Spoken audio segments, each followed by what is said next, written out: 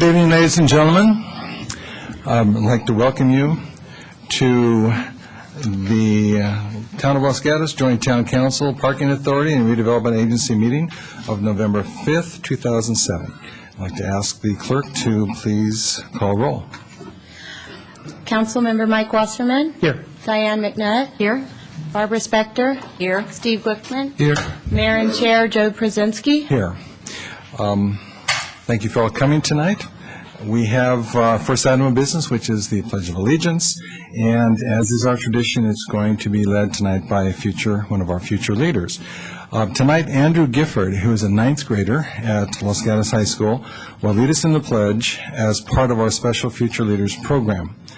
Now, this program is designed to integrate our local youth into the public process, and we have a different young person from our community at every council meeting to lead the pledge. Just a word about Andrew. He is a quiet leader who exemplifies what is right with our youth today. As a volunteer, Andrew has dedicated numerous hours to church and Fisher Middle School activities. Andrew was also selected a 2007 Youth Citizen of the Year. So, Andrew, would you come forward, please? And would we all rise?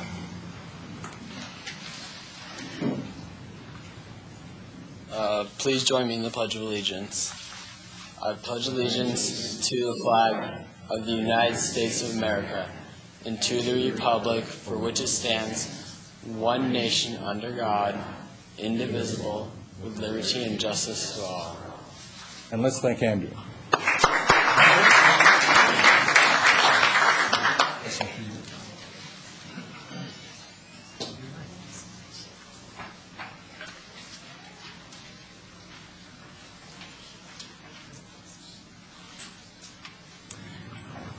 And again, let's thank Andrew for leading us in the pledge tonight.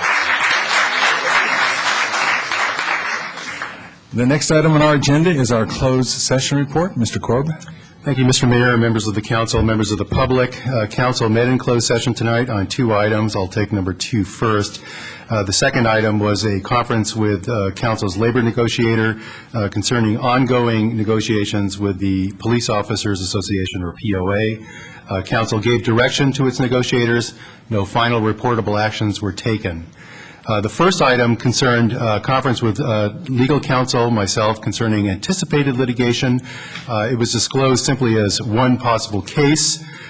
Counsel has directed me to disclose some additional information with regard to that item.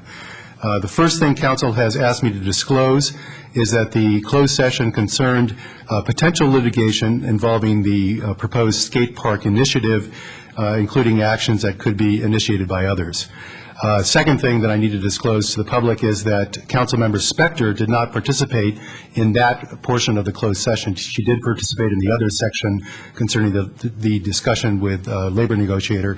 She did not participate in the discussion regarding the potential skate park litigation issues, skate park initiative litigation issues, because she has a conflict of interest arising out of the fact that the initiative would call for the construction of a skate park at a location at 41 miles, and her property is located within 500 feet of that site. Council also wanted me to inform the public that it has waived confidentiality regarding a memo that I prepared to council in preparation for the closed session.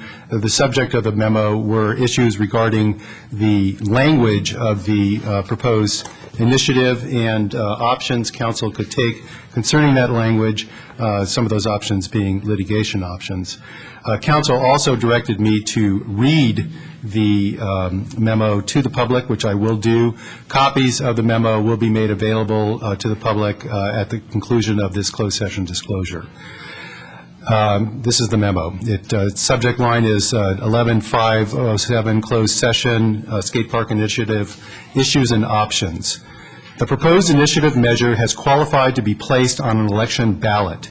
To do so, council must adopt a resolution calling an election on the question. Such a resolution is on the agenda for action by council on November 5, 2007. The resolution must be adopted on that date in order to be submitted to the County Registrar of Voters by November 7, 2007, the deadline for including the question on the ballot for the statewide presidential primary election on February 5, 2008. In short, the time frame for decision-making regarding the February 2008 election is compressed. 2 other elections are scheduled for 2008, one in June and the other in November. As discussed below, the language of the proposed initiative is flawed in that it mandates the expenditure of money subject to specified limits, along with the use of 41 Miles Avenue, irrespective of the land use permitting process. There are a series of options for addressing these issues, several of which involve litigation. Whether and when to invite or initiate litigation are matters of policy for council to determine. Council can discuss these litigation options in closed session. Language of the initiative measure. The language of the initiative measure is flawed in the following respects. It is an invalid attempt to accomplish an adjudicative or administrative act, resulting from its directing both the expenditure of money and the approval of a land use on town-owned property located at Miles Avenue. The initiative power is limited to the accomplishment of a legislative act. It violates due process rights associated with a land use process that would otherwise be required to issue a conditional use permit or CUP for the Miles Avenue property. Options. Council has the following options for responding to the initiative language. Adopt the resolution calling the election, but file a pre-election lawsuit challenging the validity of the initiative. Refuse to adopt the resolution calling the election, risking a potential lawsuit initiated by the initiative proponents. Adopt the resolution calling the election, reserving the right to file a lawsuit challenging the validity of the initiative in the event it passes. Adopt the resolution calling the election and take no action to challenge the validity of the initiative in the event it passes. Council is not required to challenge the validity of the initiative and may choose to follow its requirements. Miles Avenue CUP. The Planning Commission is currently considering extending the existing CUP for the skate park. The CUP will otherwise expire on December 8, 2007. The Commission continued action to November 14, 2007. The Commission can approve the extension for up to 1 year or deny the extension. The Commission cannot continue the application again. Whatever the decision of the Commission, Council is likely to receive an appeal of the decision that must be scheduled prior to the February 2008 election. Council will have the option to approve the extension, deny the extension, thus raising the due process problem should the proposed initiative be approved, or continue the matter pending the outcome of the February 2008 election. I'm available to answer any questions prior to the closed session. There was a carbon copy to Pamela Jacobs, the interim town manager. All right, at this point, at the council's request, to those members of our public who wish to have a copy of the report read by Mr. Korb, I'd ask if you would please indicate that when our staff comes by to hand those out. So if you'd like that report, please take one from the staff at this time. And a couple of additional items. Please. Thank you, Mr. Mayor. Lastly, Council wants to disclose the following. First, the opinion that I prepared was prepared upon consultation with outside counsel. There was some cost associated with that consultation. And also, Council will not be pursuing litigation concerning the skate park initiative at this time. And that concludes my report and my disclosure. Thank you. Thank you, Mr. Korb. So, ladies and gentlemen, please, if you have an interest in this item, and of course we'll take this up as item 8 in tonight's agenda, then please make yourself available to receive that, okay? Anyone else in the audience wish to have a copy of that memo? Mr. Davis would like one. Okay, we have 2 gentlemen up here. Mr. Davis, you were to raise your hand, and I think I didn't see that happening, okay? And there's one more over here as well, Stephanie. All right. Next item on our agenda is a presentation We have a special presentation tonight at the request of Councilwoman McNutt. We're going to honor the Los Gatos History Club. And we know there are a number of members of the club available with us tonight. And so I'd ask that Councilwoman McNutt join me at the ceremonial podium, and that all members of the History Club who are here tonight come up and join us as well.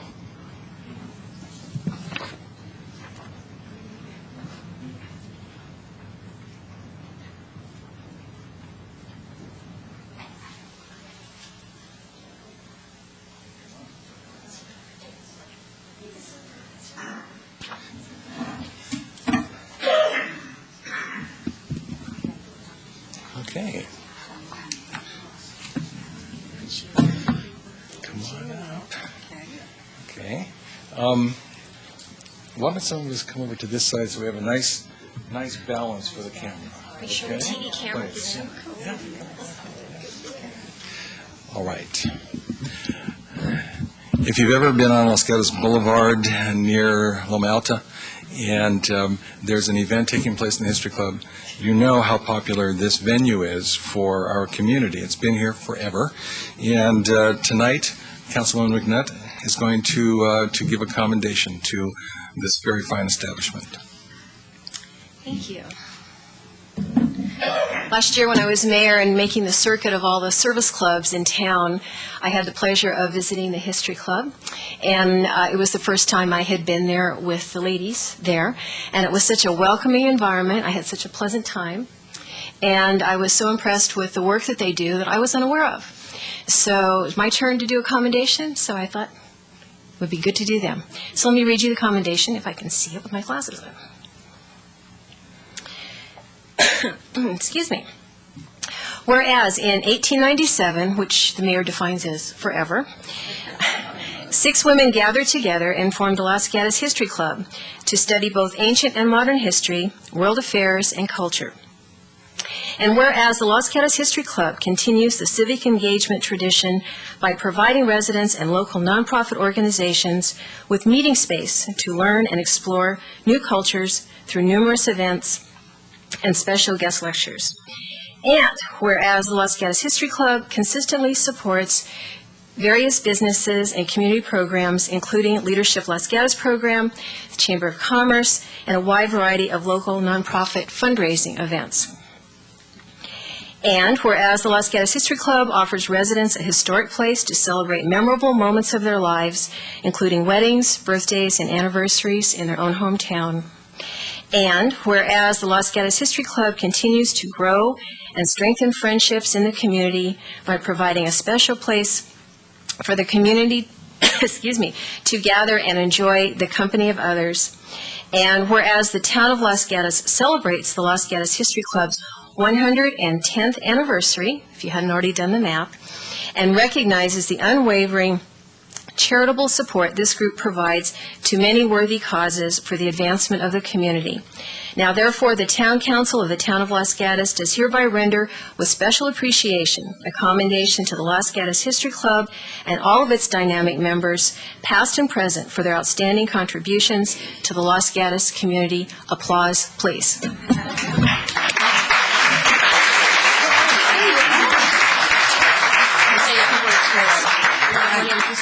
Yes.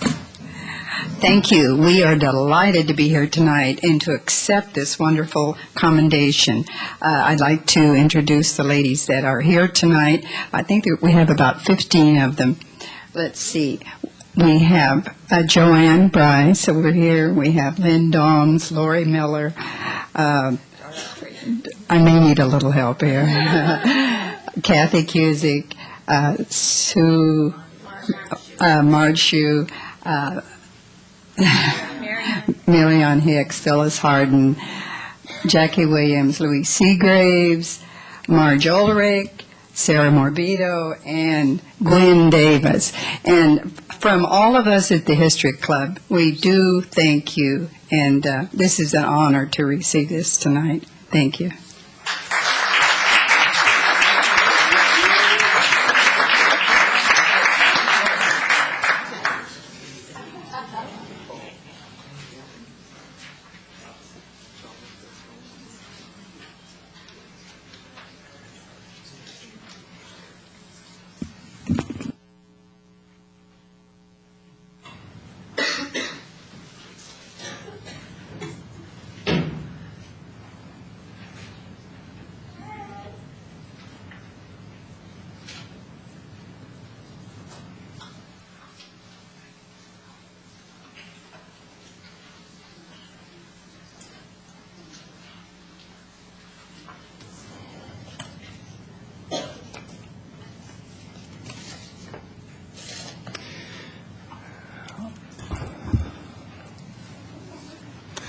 All right, the next item on our agenda is the consent calendar. These are the items that can be acted on in a single motion, and we do allow the opportunity for members of the council or members of the public to pull items. If we do have items pulled, we will hear them after the other business of tonight's calendar. Anyone on council wish to pull an item? Seeing none, any member of the public wish to pull an item? Mr. Davis, I understand 1, 3, and 5? Okay, so the consent calendar minus items 1, 3, and 5. Can we have a motion? Second. It's been moved and seconded to approve the consent calendar without items 1, 3, and 5. All in favor? Aye. Opposed? Passes unanimously. And we will take up items 1, 3, and 5 after other business. All right. Next item on the agenda is verbal communication. This is that time when members of the public can speak to items that are not on tonight's agenda. And I would like to remind all members of our public tonight that if you would like to speak to the council regarding any issue on the agenda, then please fill out one of those gray buff cards in the pockets in front of you, and fill that out, submitting it to our clerk here on my left, on your right. So if you have an interest in speaking to the agenda tonight, please do so at this time or whenever the spirit moves you through the evening. The first public presentation is verbal communication, as I said. We have 2 speaker cards for that, and I believe that's all. So the first speaker is Mr. Joe Carroll.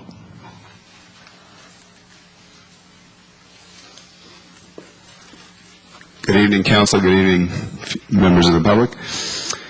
Back on June 4th of this year, this council, these exact 5, announced that they would take 6 months to study all issues concerning the 13-plus acres that the town owns in Vasona Park. Part of this 6-month work period was to be a comprehensive study of the town's existing youth sports facilities. Since that time, now 5 months later, I have yet to hear of any reports back to the public about your findings. Numerous individuals like myself have addressed you all publicly, pleading for you not to sell off our most prized assets in Los Gatos, land. Many have come forth at meetings and brought up this exact subject, but we have not heard from this council, not a word. I remain very concerned about the council's silence on Vasona land. 3 weeks back, I personally emailed each of you to see if the council was willing to arrange for a study session on Vasona. I had noticed that the town council routinely sets up study sessions to allow back and forth discussions on important issues. That's back and forth, talking to each other. Only one of you, Councilmember Spector, was willing to return my email, which I appreciated. What is up? Why are we being stonewalled on Vasona? I am guessing that this land transaction, 13-plus acres, could quite possibly be the biggest land transaction that Los Gatos personally has been involved in over 30, 40 years. I don't know, but I haven't seen anything anywhere near this size. And we continue to hear absolutely nothing, and I don't know why. Please do not continue to leave us in the dark on Vasona. This land is a public asset. It belongs to all 30,000 that are involved in Los Gatos. And whether you agree or not, the people of Los Gatos are not desirous of the 5 of you making a decision for the 30,000 of us. If you are unwilling to discuss Vasona publicly, then we will be forced by petition to make the potential sale or future lease of this public property one that can only occur through the ballot box. Thanks. Thank you, Mr. Carroll. And the next speaker is Mr. Davis, Citizen Ray.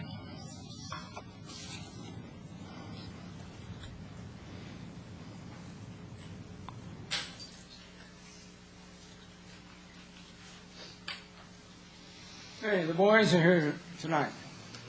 Wonderful. Wonder what brought them down here.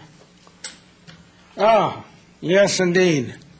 Joe Carroll said it like it is, all right? Hooray for Joe Carroll. He cares about the youth, and he cares about the people of Los Gatos who care about the youth. And you people do not, period, because you continue to stonewall us. You don't want to dialogue, you don't want to talk back and forth. You sit there like a bump on the log. 4 bumps on the log. I let Mr. Glickman out of these comments, okay? Shame on you. Okay. Going from there. I want to give you and the people of Los Gatos the true cost of your personalized public library, okay? Not one of you has mentioned the true cost. You've only talked about the construction cost. And anybody that is at all familiar with financing knows that if you go out on certificates of participation like you plan to do, and here we have Mr. Lester White here as an expert, and he can testify what I say is true. The cost of the bonding for this $20 million library will double the cost to $40 million. And nobody has told you the truth, not even Mr. Lester White. Can't believe it. So there you have it, all right? Next. Some time ago, the Planning Commission, a short while ago, on the Linda Avenue, Ross Creek matter, refused to hear the public. Unbelievable at a duly constituted public meeting. May I read you what your protocol says? The town of Los Gatos strongly encourages your active participation in the public process, which is the cornerstone of democracy. If you wish to speak to an item on the agenda, please complete a speaker's card located on the back of the chamber benches and return it to the clerk administrator. That night, 6 citizens of Los Gatos turned in speaker cards, as the protocol required, and we were refused the opportunity to speak. Unbelievable. You talk your democracy out of both sides of your mouth, Mayor. Both sides of your mouth. One thing is, it's on the paper, it says one thing. Your actual practice is totally inconsistent with what your protocol is. Disgusting. I am totally disgusted as an American citizen. The American process, the American democracy that exists here in this sad little community. All right. All right, no more outbursts tonight, Mr. Davis, and Excuse me. I would like Mr. Excuse me. It's like Harry Truman. Give him hell, Harry. And watch your language as well, Mr. Davis. Oh! And we will dismiss you as necessary, so you want to be here for the rest of the meeting, I'm sure, okay? I just want to make a couple of comments after Mr. Davis sits.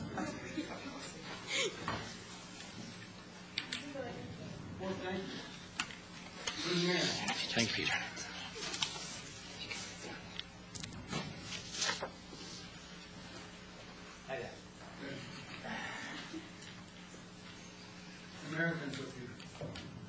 Mr. Davis, will you please sit down? We have to move on with the meeting.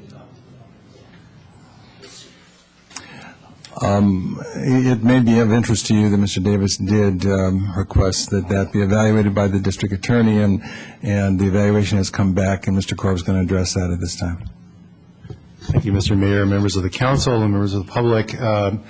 Mr. Davis was referring to the fact that the Planning Commission heard an application concerning Linda Avenue. The meeting that he was referring to was actually the 3rd meeting on that same application. The public had been permitted to testify at the 2 prior meetings. That meeting was limited for the purpose of hearing some information concerning some late filed environmental comments concerning the environmental documents. Those comments were received, but the public having had the opportunity to comment previously, it was our judgment that it was not necessary to allow further comment on the same project. A complaint was filed with the district attorney's office. The district attorney's office has formally informed the town, as well as the complaining party, that there was no violation of the Brown Act. That letter was issued on October 29th, 2007. Contrary to comments made by Mr. Davis at the last town council meeting. Thank you. And in terms of the, no, you may not. In terms of the, one more time, Mr. Davis, and you're out. And that's a promise. Mr. White, would you like to make comment on the issue of the library? The forecast that we preliminarily did, and the finance director is here, and he worked with consultants on that. We did project in there all of the attendant costs that go with a financing of a library facility. That was the That's correct. point you wanted to have. And I'm comfortable that while those figures need to be refined, we are considering all of the kinds of costs that we need to consider. Correct, Mr. Conway? Thank you, Mr. White. Just for the purposes of the viewing audience, my warning to Mr. Davis was as a result of his saying Sikh Heil, which is totally unacceptable in this environment. And if it was not picked up on the microphone, then I wanted to make sure that should I have to execute that issue, then I will, with everyone's understanding. All right, that is the end of our verbal communications. The next item on the agenda is public hearings, and this is item number 6, the massage ordinance. This is continued from September 4th, and we are going to hear a report on the revised proposed ordinance language. As you recall, on the 4th, we sent this back to staff for some revision. The staff report has included the specifics of the revision and the new language of the ordinance. So I'd ask now that Captain Elena Forrest make the presentation for staff. Captain Thank you, Forrest. Mr. Mayor, members of the council, members of the public. As you mentioned, this ordinance regulating massage therapy establishments was brought forward to your attention on September 4th of this year. During the meeting, there were issues raised by council and members of the public. Staff researched those issues and made several changes to the ordinance. These changes are noted in the marked up version in your packet. However, I'll go over a few key changes. One of the concerns raised at the last council meeting was in regard to record keeping and a potential violation of HIPAA.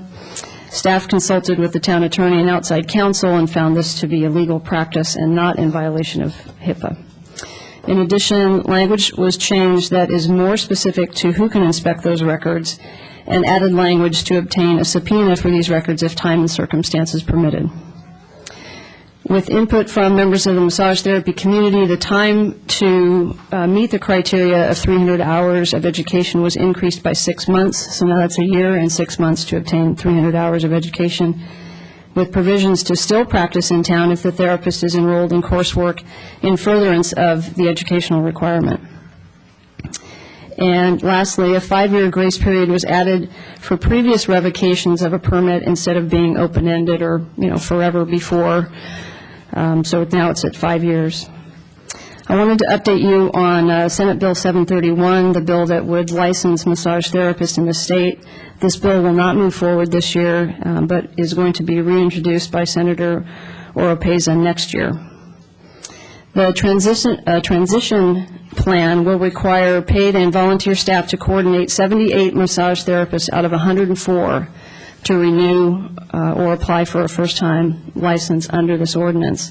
Out of those 78, however, more than half are from 3 separate large establishments, so staff will work with those establishments directly to provide for a streamlined process to get that finished. And then staff will initiate a flexible appointment time schedule to complete the process with the remaining 36 therapists in town. And then there are 26 additional people who won't have to renew until sometime in 2008. That concludes my report, and I'd be happy to answer any questions. Thank you, Captain Forrest. Questions of council? Vice Mayor Spector. Thank you. One of the issues that was raised at the first hearing was the fact that this proposed ordinance on its face appears to create criminal penalties for any violation, i.e. Not having enough units, not getting a permit. And so the first thing I would like you to address is why that has remained the same. And then an associated issue is under that section that provides for the criminal penalties. You exclude 14110.060 And I was just wondering what the penalty was for that, since in many ways that seemed like a more serious issue or issues. The issue of criminal penalties was not taken out because, as I think I mentioned in the first meeting, that this ordinance was taken from a compilation of a lot of different ordinances that we believe is best practice in the county and the state. And so to not have any sort of sanction to be able to contact massage therapists or establishments to deal with an issue of any violation of the ordinance is just, it leaves us without any opportunities. And so I think actually Mr. Korb had mentioned too that criminal penalties would be the last resort. You know, we would certainly contact people and let them know that they're out of compliance with a certain section of the ordinance, give them maybe a verbal warning, talk to them about it, have them get into compliance, and then, you know, go down the road so that the criminal penalty would be the last thing that we would really, you know, look at. And I think that, you know, we'd certainly get compliance with most people if we contacted them. Mr. Glickman. Thank you, Mr. Mayor. First of all, I want to again compliment staff on a second and better cut of a very good ordinance, which I very much think the town should have. The only part that I have continuing problem with is on page 14. This would be section 14.110.050M, again on records. There's a sentence that says, and I think you quoted it a bit earlier, if time and circumstances permit, a valid subpoena should be obtained for these specific officials prior to inspection of records. Let me be very clear that I'm not in any way suggesting that the problem I have with that is with the individuals. If it was the current group, I probably wouldn't have a problem. But ordinance language is forever and goes on to cover process. And it would be my preference, in fact, I can support this if we take out that if time and circumstances permit and simply say that if our police department, our code compliance officer, our town attorney has reason to believe that these records need to be inspected because there's a problem, that they should have no trouble obtaining a subpoena, and I wouldn't want to think that the fairly short period of time necessary to do that would significantly hinder their execution of their duties, which we want them to carry out. So I would support this if we simply took out the if time and circumstances permit and let the sentence be a valid subpoena should be obtained by these specific officials prior to inspection of records. And that leaves a permanent safeguard, no matter who's doing it, a level of confidence that the public has that their records are not going to be inspected unless, for example, in the case of a subpoena, there's some judicial concurrence that this is appropriate, and I would have no doubt that our staff could, under the appropriate circumstances, provide that evidence. So I really need to have that safeguard back in, and if we can agree that the language should simply be a valid subpoena should be obtained, then I would be very, very pleased to support this. Can I ask a clarification? What's the section that you're referencing again, Mr. Glickman? Thank you. Sorry, Mr. Mayor. That is section 14.110.050, subsection M, and we're looking pretty much at the top of page 14, 3.5 lines down. So it's right after charged with enforcement of this article, and there's a sentence that begins, if time and circumstances permit, a valid subpoena should be obtained by these specific officials prior to inspection of records. I'm simply saying that take out the circumstances and say, you know, they should get a subpoena, if that's our intention. Would you like to comment to that, Captain? Yes, I would. There are times, certainly in our profession, where we need to act, and we need to act right now. And sometimes subpoenas cannot be obtained that quickly, given staffing levels at the DA's office or, you know, our staffing levels. Sometimes we just have to get something done. And I just would really appreciate the opportunity to have that ability to go into an establishment if we needed to right away to get some valid information, especially if it was going to be life-saving or protect the public in some way. I would hate to see that taken out. I mean, certainly we would do as much as we could to get a valid subpoena, but I just feel like we'd be a little hamstrung if we took out the time and circumstances permit. What would be a circumstance that would foreclose on that?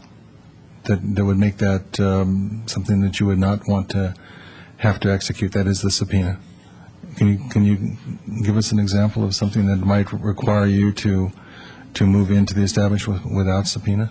I'm thinking potentially any issue that would involve a sexual assault or any sort of crime like that. That's the first thing that came to my mind. That would be a crime in progress? Yes.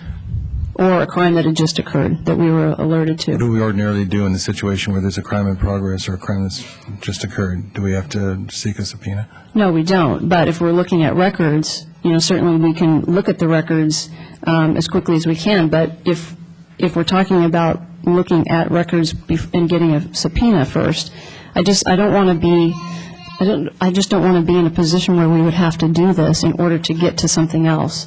But I do think that's the intent of the subpoena powers, correct? Is that not correct? Mm-hmm. That we do want to go through proper court procedure in order to obtain those records? I guess, is the recommendation of Mr. Glickman such that it would be unacceptable if the council were to find that was an issue that it wanted to amend in your proposal? No, it's fine. Okay, thank you. Councilmember McNutt. I just want to clarify on that what Mr. Glickman is recommending is just, I think I heard, just the elimination of the words "if time and circumstances permit." That is correct. So it still says should and not shall. So I think it still is a recommendation and not a mandate, so it gives you some flexibility. At least it does in our other language. Although we may have a recommendation from Mr. Glickman. Yes. No, I think that Councilwoman McNutt has, as she often does, put her finger right on it, that if the language simply says a valid subpoena should be obtained, that's simply strong language from the council saying that that's our expectation unless extraordinary circumstances exist. Time and circumstances is kind of, well, if it's not convenient. But I think that with the language that says a valid subpoena should be obtained, because it doesn't say shall, indicates that it's our strong desire that that happen. And certainly we would expect that if there's a crime in progress or a crime suspected, that those records could be seized and sealed. And then I can't imagine the judge wouldn't say that you have the right to look at them so they couldn't be destroyed or sequestered. But I do think that I'd like to keep in the strong intention for oversight because so that way the public is confident that except in a very extraordinary or criminal circumstance that their personal massage and medical records are, by the intent of counsel, kept confidential except when a fairly high threshold is reached. Thank you, Mr. Glickman. Other comments from council? We have a number of members of our public who would like to speak to this issue, and I would like to invite them to come forward then at this time. The first is Tom Dragisaval. There's another person who wants to speak who needs to leave soon. Can she speak before me? Why don't you come on up to the mic and we'll take care of that. And I assume you're talking about Dr. Fraze? Yes. Okay, why don't you speak at this point? I spoke 2 months ago. My name is Tom Dragisavic. I'm co-proprietor of the Massage Zone, the booth of Chair Massage that used to be at Whole Foods Market and is now at Yoga Source on Los Gatos Boulevard. We do chair massage where people are clothed and the public is in a retail setting, can walk by and observe what's going on. I don't think that any nefarious, sexually oriented business would choose such a venue to pursue. And I see no reason for not adding to the exemptions in certain departments that have not been added to. This is one. There's no need to regulate chair massage in the public under efforts to control vice in this town. Second, we have a lot of massage therapists practicing in doctors' offices and doctors of chiropractic and other medical settings. I don't think there's much danger of prostitution going on there. I sent memos about this a few weeks ago, and a number of the things that were going on. So I would like to see the exemptions added to. Beyond that, I'm not sure that the police department is qualified to pass on massage therapist education credentials simply because it's not their area of expertise. And there are therapists with ongoing therapeutic relationships with Los Gatos residents who are not going to be able to meet the criteria of education as presented in this ordinance, who have been practicing for years and years. You saw some of them speak here last week, or 2 months ago. I don't know that education requirements, I appreciate the changes and modifications that have made them a little easier to catch up to speed, but it's expensive and time-consuming for people in their regular lives to go on and start getting more education at later stages in their lives. On the whole, the tone of this ordinance is highly punitive. It's a classic case of good people who understand massage just pushing this through because police are assigned a task. They want all the empowerment they can get to carry it through. I have no dispute with them seeking that. I do have dispute with the town granting it. People have a right to pursue a business that's in the public interest without harassment, intimidation, and humiliation and excessive taxation, and this law involves all of those things. I enumerate specifics on that. For example, why have a renewal permission that if you're 1 day late, you're written off the books and have to start over? There's no need for that kind of intimidation in the law. They can do like the DMV and assign you a late fee. Similarly, for the criminalization of things, if you're trying to pursue massage without a permit and they're trying to get you to permit, issue a fine. You don't have to cite somebody for a misdemeanor for being who's not involved, where there's no question of involvement in sexual activity, which presumably is the target of this law. There's no reason to criminalize people's things. Thank you, Mr. Dragas. My time is up. Thank you. Thank you, Dragas-Savek. Dr. Andrea Fries.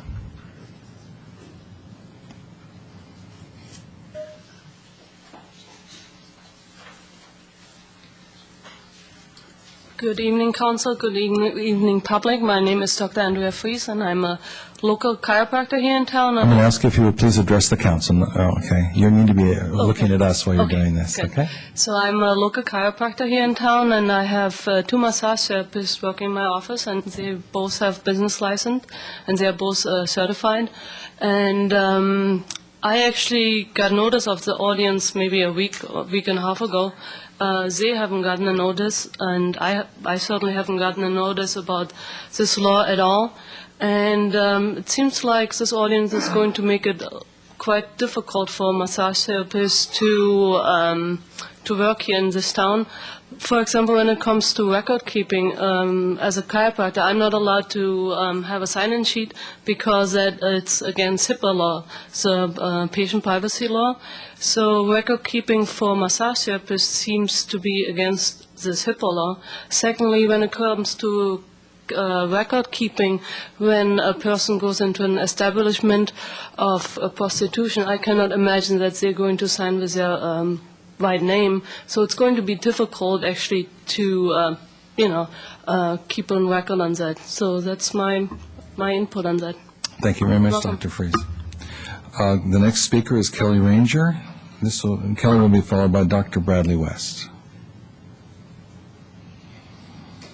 Oh, thank you. I have a number of things.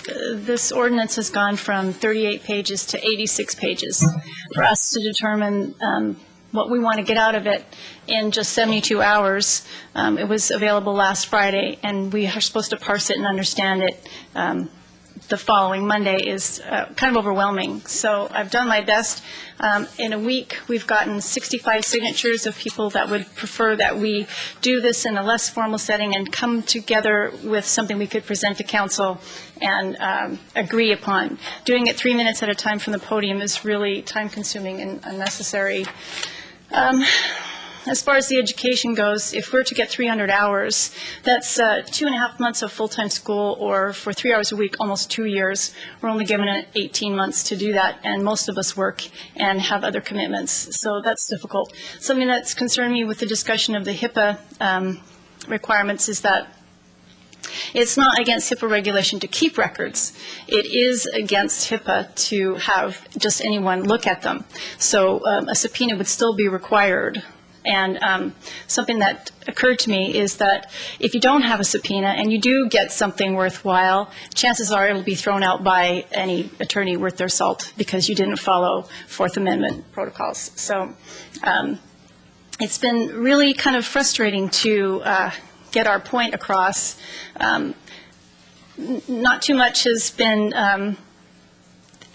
done in the way of informing the public about what measures were taken to enforce the current code.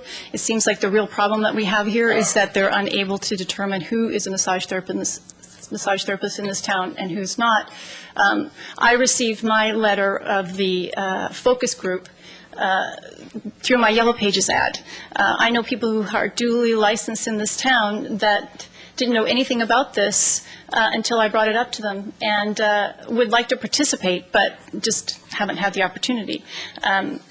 It seems that you do all the things that you're supposed to do required by the law. You submit documentation of your education, you submit the photocopy of your chiropractor's license to practice, you have a letter from your school, and you get licensed in this town, and it just sort of goes into a black hole.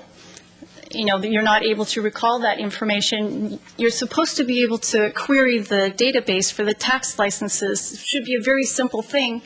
Provide the SIC code and little PDF form and a small fee, and you should be able to have all the information that you need about your competitors in your town. That's information that every town should be tracking just as a matter of business statistics. And it seems like maybe the massage therapists were just put in under semi-professional or something like that. And so it's not our fault that you can't track us. We thought we were being tracked, and we have no problem with that. Thank you, Ms. Ranger. Thank you. Just for disclosure, I had the opportunity to meet with Ms. Ranger in individual session. I believe each of the other members of council did as well. And I count 21 pages in the document. No, Ms. Ranger, I'm just telling you, it's 21 pages. Okay. The one that's on the website, including all Ms. Ranger, I was just making a clarification. The next speaker is Dr. Bradley West.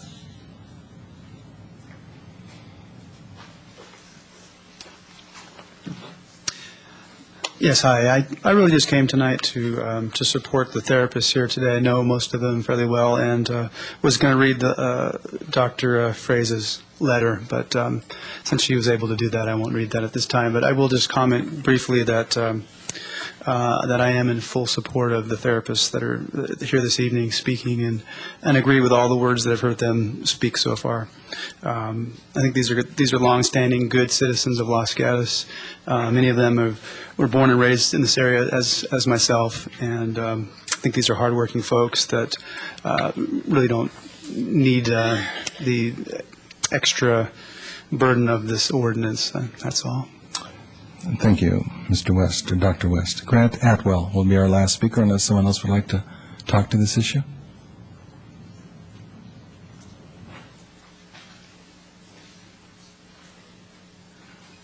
Good evening.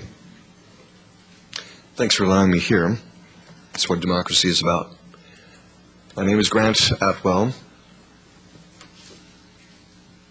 There's so much that I could say. I could speak for hours about this subject and why.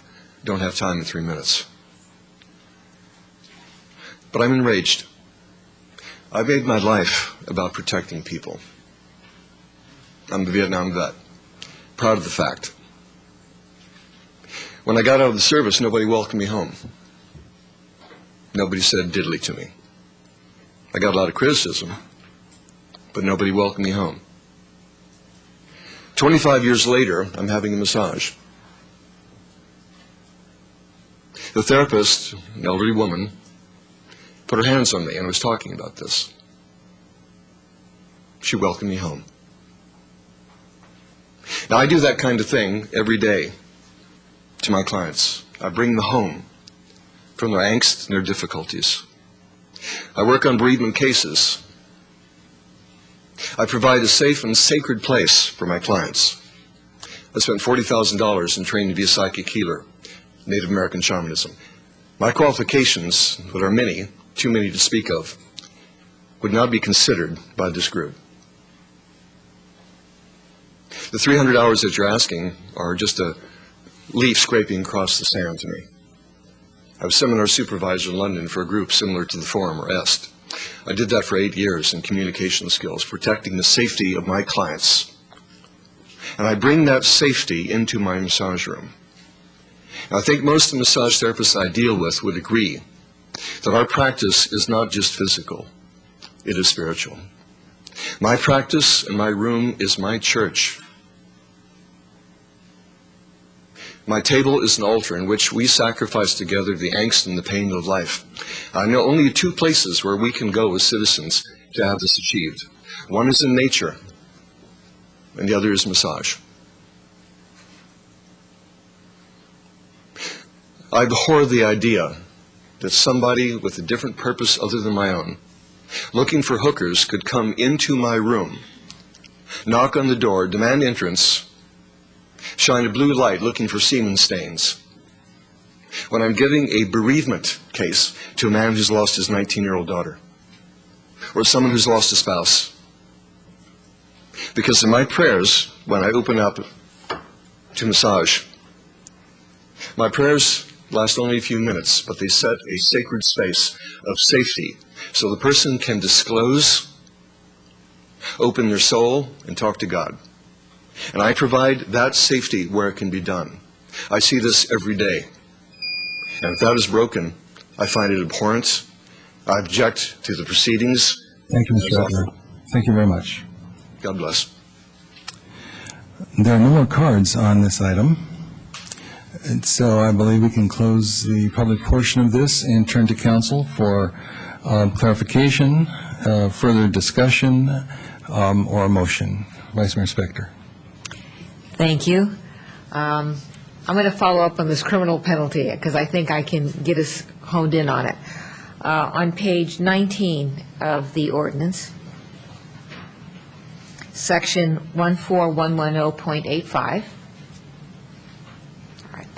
that has criminal penalties, and you explained earlier this evening why you thought they were necessary for you to effect this ordinance. Now, second question. That section excludes 14110.060, which is on page 14.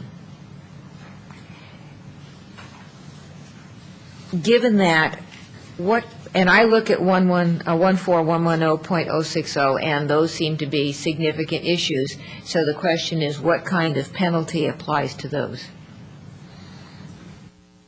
Mr. Korb. Thank you, Mr. Mayor. Councilmember Spector, you pointed out this time and in your last comment exactly what the point is of the exception. The problem is that there is something missing in 060, and that's our oversight.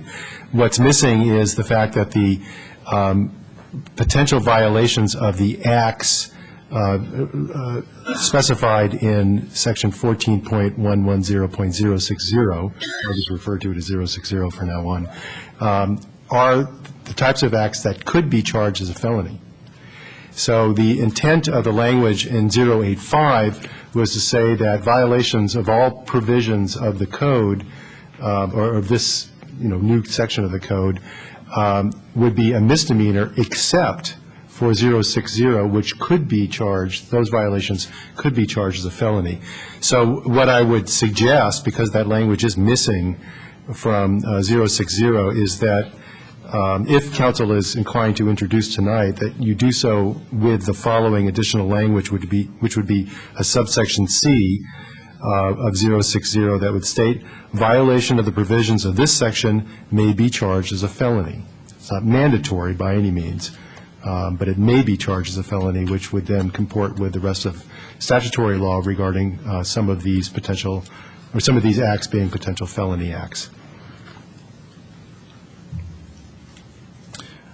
All right. Vice Mayor Spector, any comments to that, or is that acceptable? Okay. Mr. Glickman. Mr. Corbett, just a clarification on that.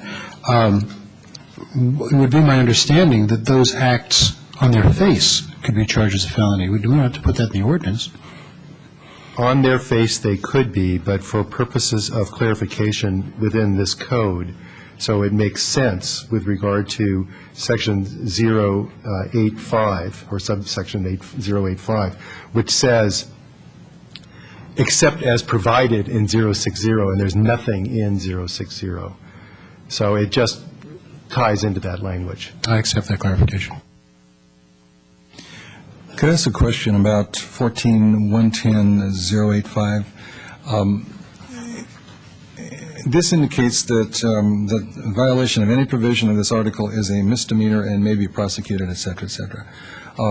Now, are there any other penalties that may be exacted, such as the recommendation of possible fine or citation, rather than charging as a misdemeanor with the maximum fine or penalty? Are we, in the terms of that second sentence of that paragraph, the maximum fine or penalty, that's the maximum? It doesn't exclude minimums. Is that correct? Am I understanding that correctly? Mr. Corr? But yes, those are the maximum penalties that could be imposed for a misdemeanor violation. However, as Captain Forrest previously indicated, charging a crime, citing any violation of the code as a crime, is generally the last step that we take in order to gain compliance. So there are a number of steps along the way before we even get to charging anything. And if we did charge a violation as a misdemeanor, it would ultimately be up to the court to decide which penalty to impose. And I've rarely, in my experience here, had the court impose a maximum penalty for a misdemeanor. Thank you. Mr. Wasserman. Thank you. To Captain Forrest, if I may, in the staff report under conclusion, it says the final version of this ordinance establishes a process for regulating massage establishment and practitioners that is consistent with other cities in the county and state using best practices. And I'm aware of a little bit of all the work you've gone to compare and read and pull out best practices from other cities. If you could please respond to two questions I have that were directly and indirectly brought up by speakers. One would be the education requirements of what the 300 hours has been brought up, but as far as acceptance of education already received, and also how it compares with the education requirements of other cities. It compares pretty evenly with other cities in the county. I think 300 hours, in between 200 and 300 hours are pretty much the standard. When I brought this forward to the focus group, I initially had 200 hours. And by consensus of the focus group, including some people that are here tonight, suggested 300 hours would be better. So that's why it was changed. There was also I had proposed an 8-hour continuing professional training per year.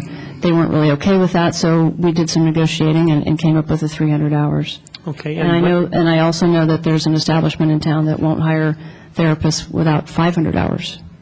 Thank you. And my second question, if I may, Mr. Mayor? Please. Thank you.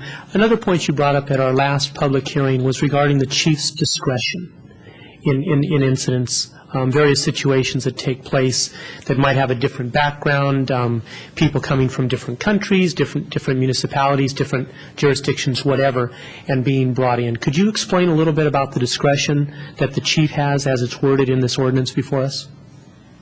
Sure. We've discussed several times about combinations of education, training, and experience, including training and education from other countries, from other states, and just looking at a person's body of work in total and whether they, if they've already done business in town. There are certain therapists that have been doing business in town for 20 years that we've just learned about.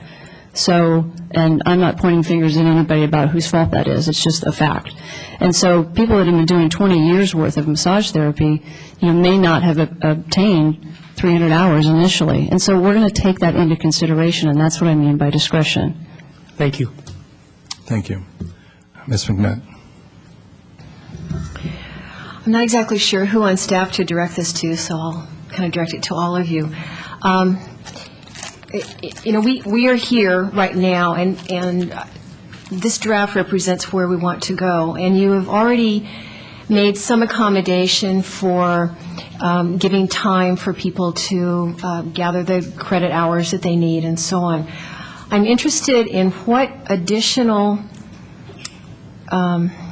protocols we could put into place during implementation that would give everyone a level of comfort that we're monitoring it, that we are paying attention to the personal circumstances of each individual, and really so that they are confident and comfortable that the intention that I think you have with this is in fact how it's actually going to play out.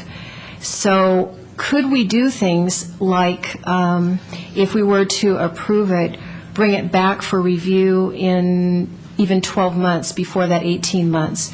Could we establish an ombudsman position or responsibility so that any therapist who has questions about how this applies to their business really knows where to go and feels like they're being heard and being worked with? Or maybe there are even some other ideas that would make the transition from here to here go more gentle and smoother for the individuals that are affected. Well, I'll take the first cut at it. In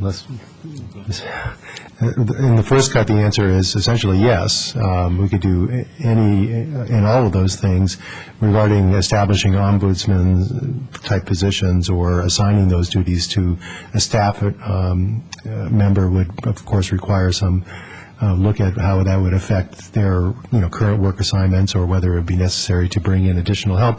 There may be some, cost impact that the management would have to take a look at, but it may be possible to assign those duties. And it's very clearly within council's purview to request or require a report back at a period of time on general issues or certain specific issues regarding the implementation of the ordinance if council is inclined to go ahead and introduce it tonight and ultimately adopt it.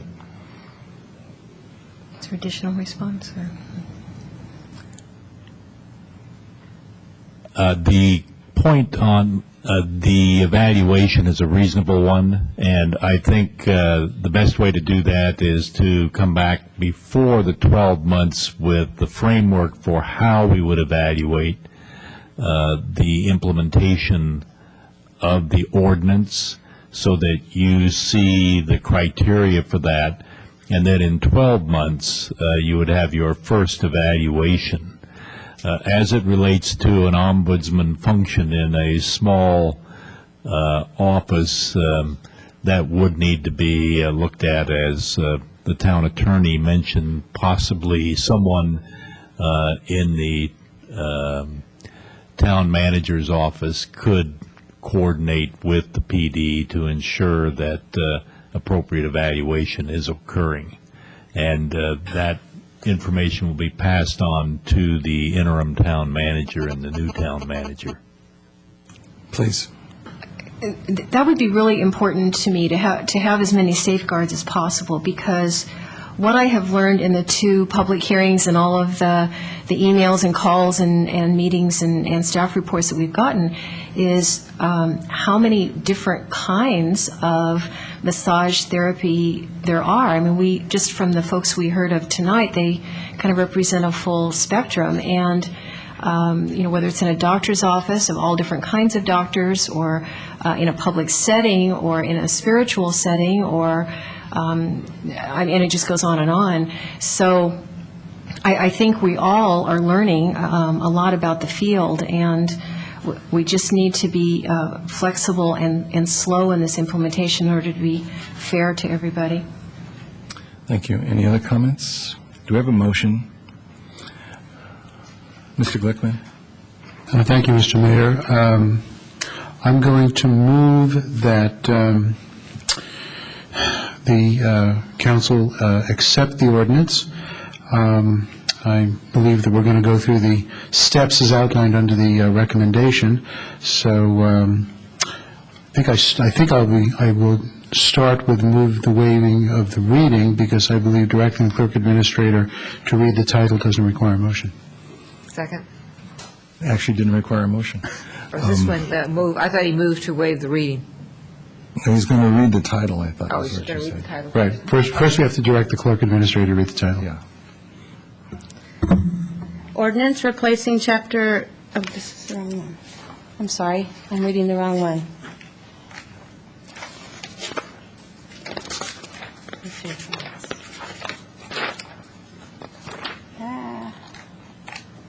It's number 6.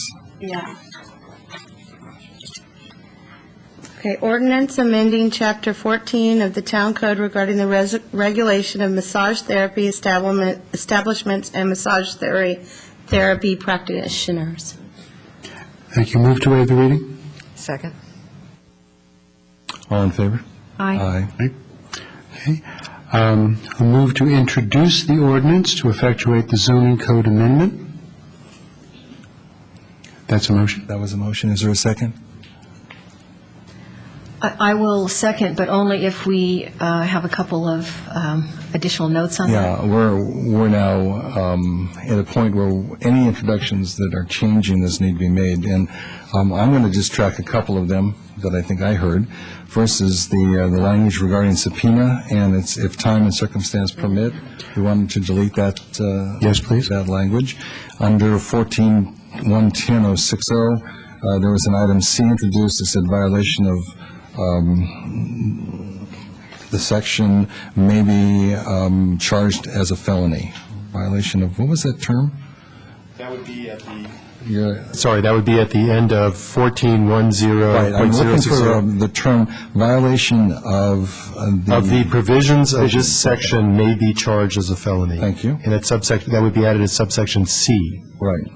And my motion includes both of those modifications. All right, and then I do believe that there was a request that we have a framework for evaluation that would be, Every 6 months? yeah, every 6 months with a contact person, someone in the manager's office who would work as the liaison to the public in that regard, Mr. What we Manager. were saying was we'd bring back to you the criteria in 6 months, but do the evaluations once a year.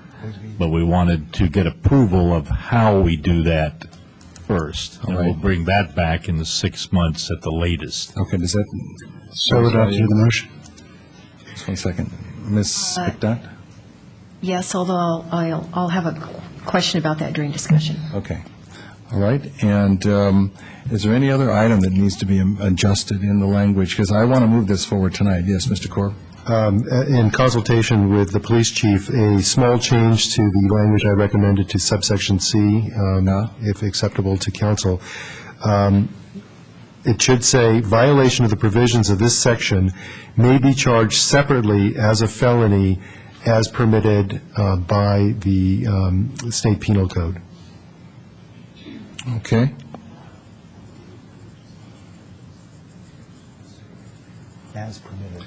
All right, is that satisfactory? There's a consult taking place between the attorney and the chief? That's satisfactory. All right. So it now reads, this is item 14.110.060, subsection C, violation of provisions of this section may be charged separately as a felony as permitted by state penal code. Okay? Okay, those modifications are included in the motion, and I assume the seconder will accept. Correct. Okay. So we have a motion and a second discussion. Ms. McNutt.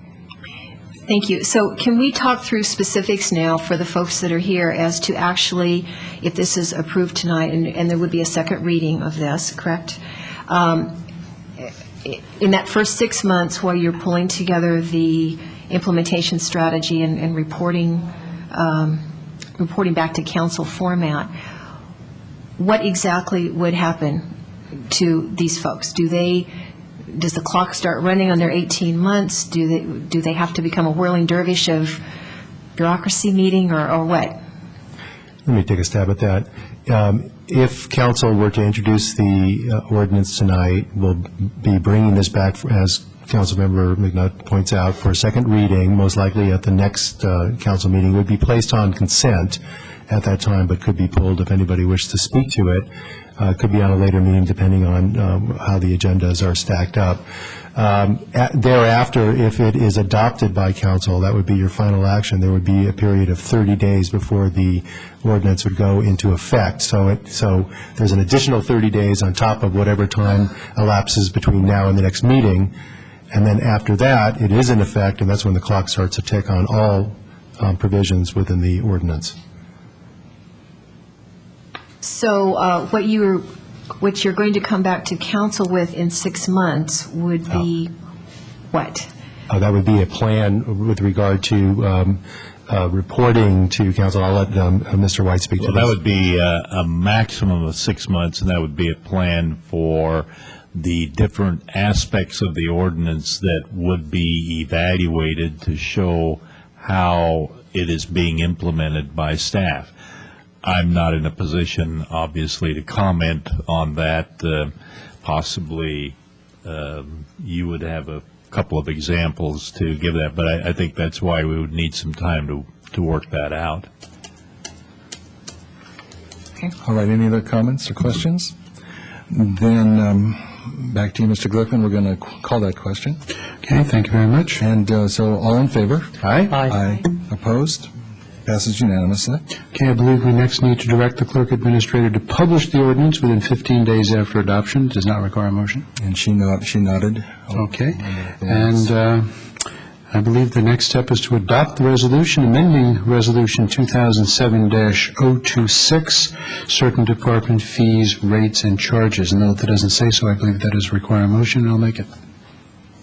There's a motion and a second to adopt the resolution. All in favor? Aye. Aye. Opposed? Passes unanimously.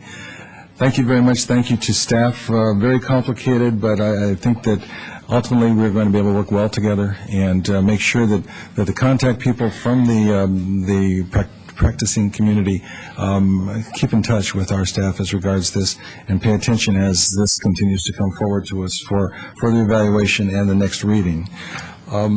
I'm going to do something as the prerogative of the mayor. We're going to, now that we've gone beyond a public hearing, we have other business. And the first item of other business is number 7. This is an ordinance replacing Chapter 6 and 9 of the Town Muni Code. We're going to move that to the end of other business since this previous item took a little longer than expected. So no offense to staff, but I think that if we push that to the end, that brings us to item number 8. Okay, and this is the skate park initiative, and I'm wondering if it would be a valuable opportunity for us to take a 3-minute break, okay? Just a 3-minute break. We'll see you back here approximately, by my clock, 8:17, okay?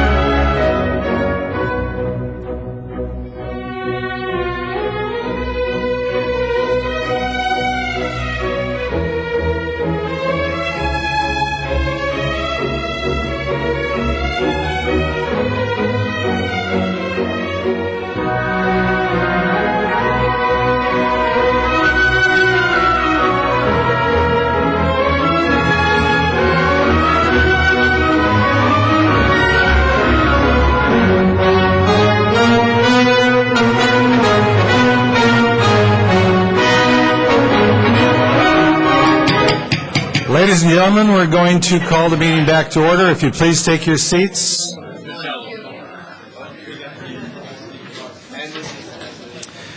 We are now hearing item number 8, which is the Skate Park Initiative.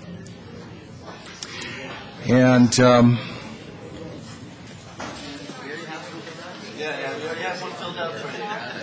if you have an interest in speaking to this item, or the next item on the agenda, then I'd ask that you submit a card at this time.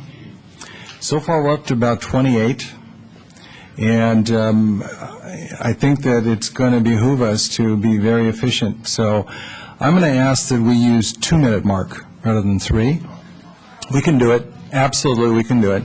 All it means is that you need to be very efficient in your presentation, and we will hopefully get all the information that we need tonight so that we can move forward appropriately. Okay, but just keep that in mind. I'm going to read a list of people when we get to public hearing that will present.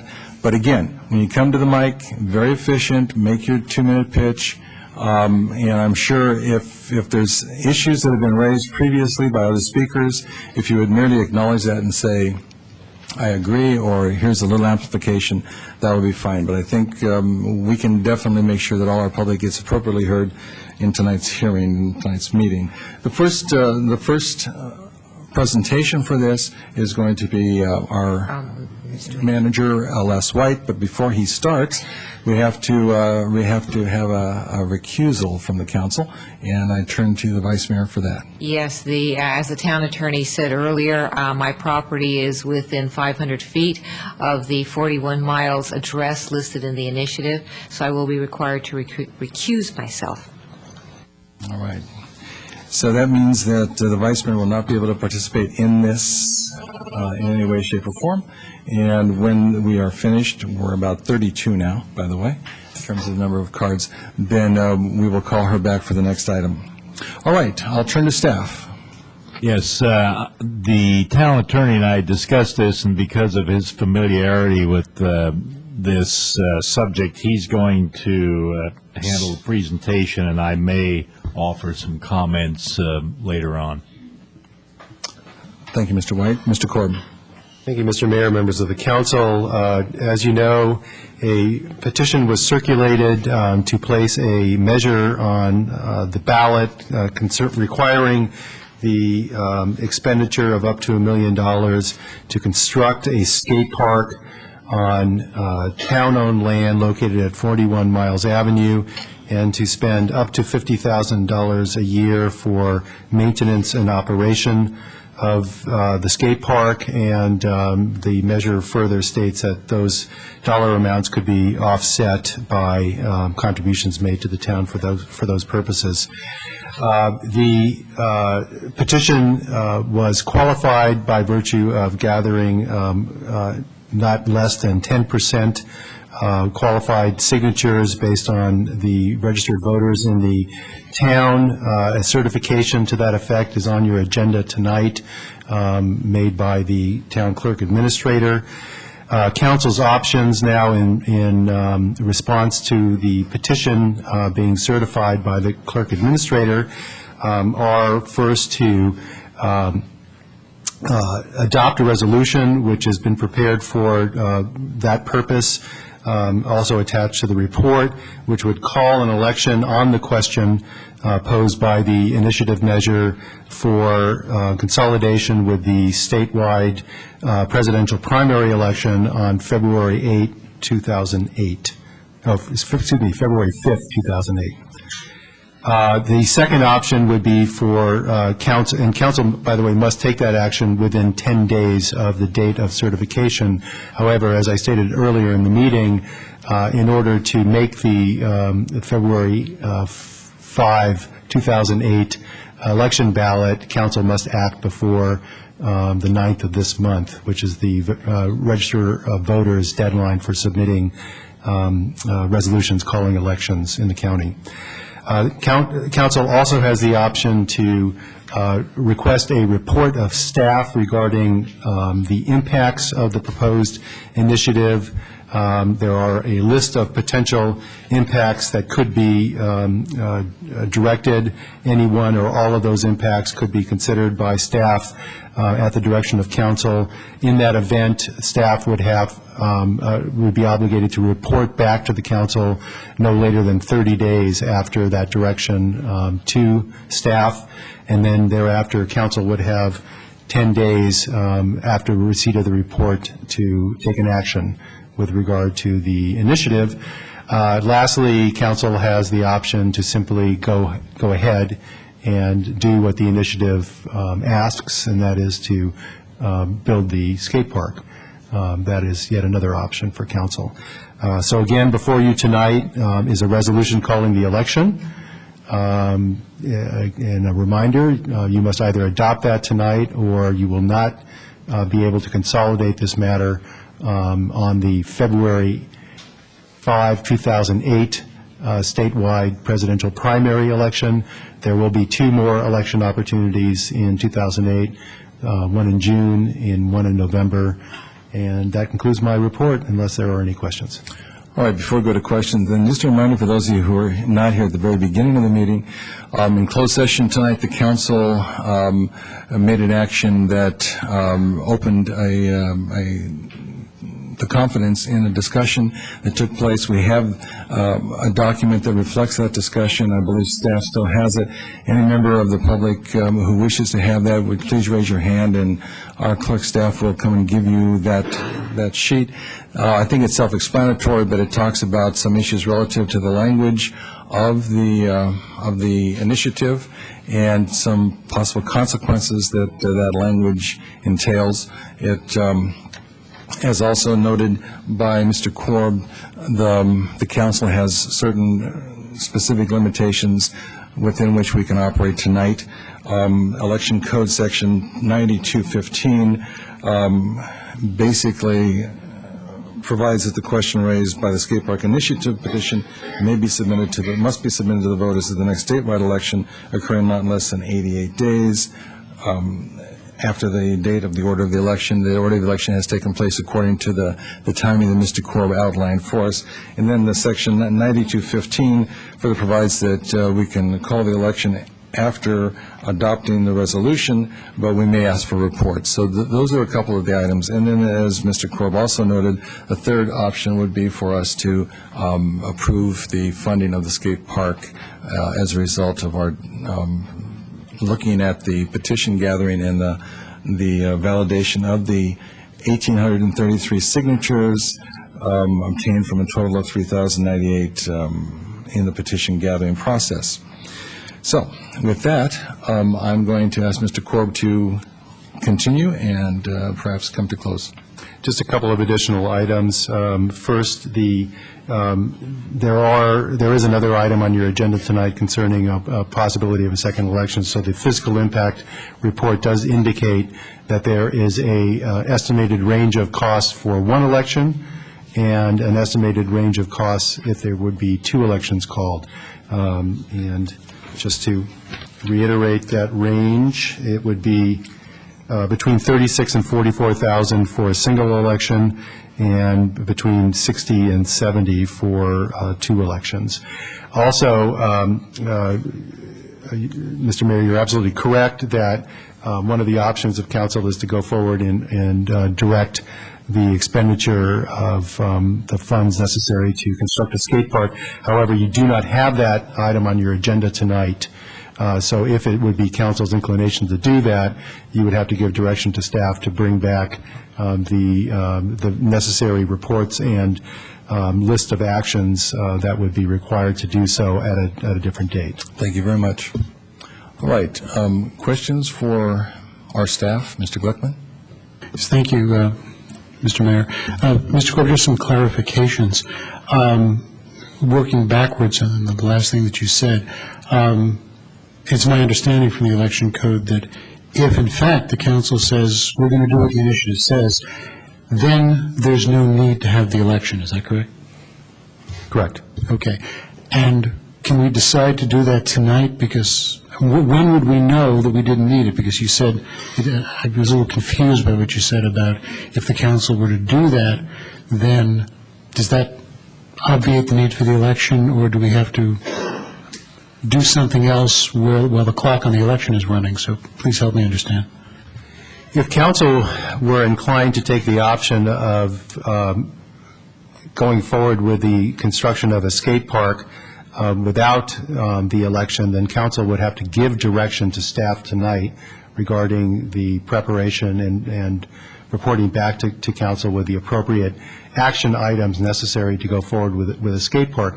Obviously, that will take some time because going forward with a skate park requires quite a number of steps, including, as I mentioned previously, the pending use permit issue for the location at 41 Miles, which is still before the Planning Commission. So, in effect, you're not going to know anything until you take final action. And you would be stating your intention to do so, but I guess anybody who would be interested in a skate park would have to be patient and await those final actions. And if those individuals' patience runs thin, then they're going to have to address that point to council. Council would always remain obligated to call the election in the event that it does not go forward and construct the park. And that election would be on the 5th, even if we have to do those other things moving forward. No. It depends, again, on what action council takes tonight. If council says, we're not going to call an election, we're going to build a skate park, then there's no way that we're going to make the election on February 5th, because you would not have adopted the resolution in time to make that ballot. Mr. Mayor, I don't want to belabor this. I know there's a lot of people waiting, but I think this is important for us to understand. If the council were to say, yes, we want to build a skate park, then there would then not be an election on the 5th or at any other time because we wanted to build a skate park.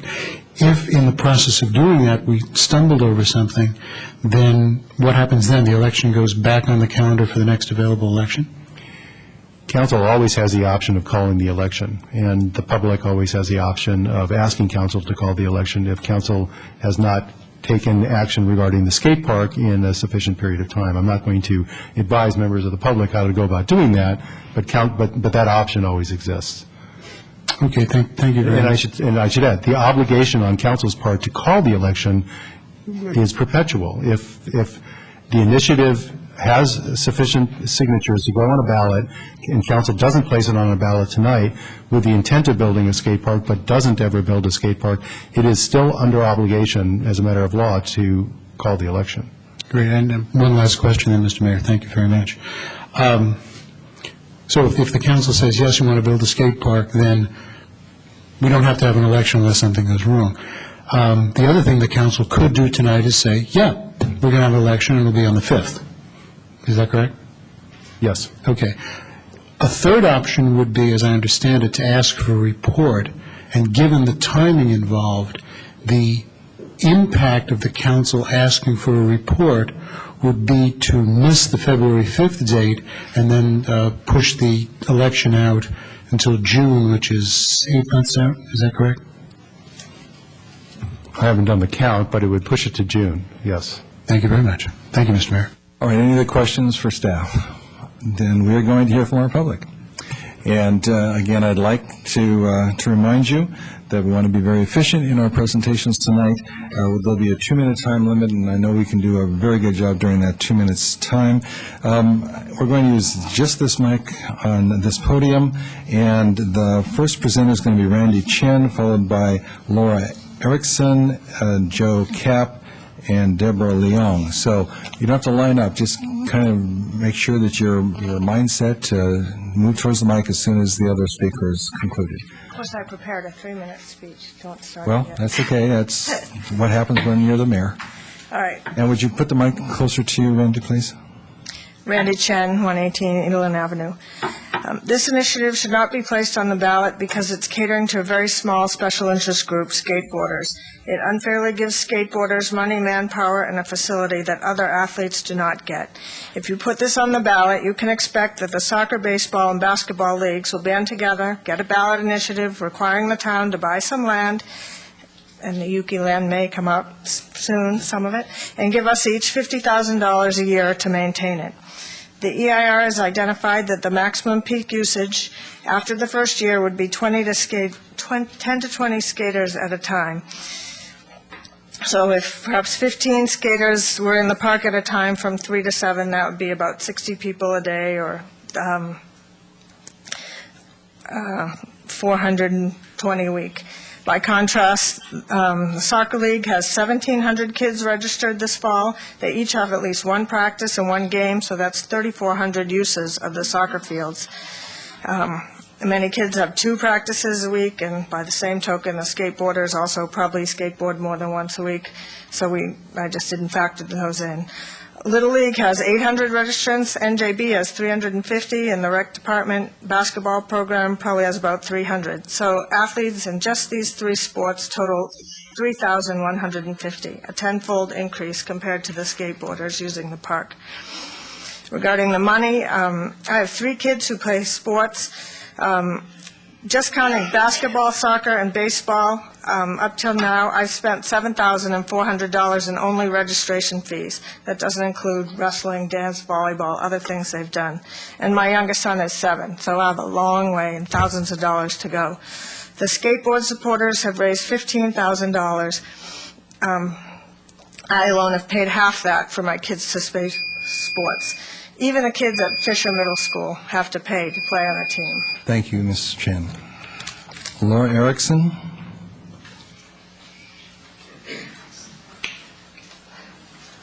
Yes, thank you, Mr. Mayor.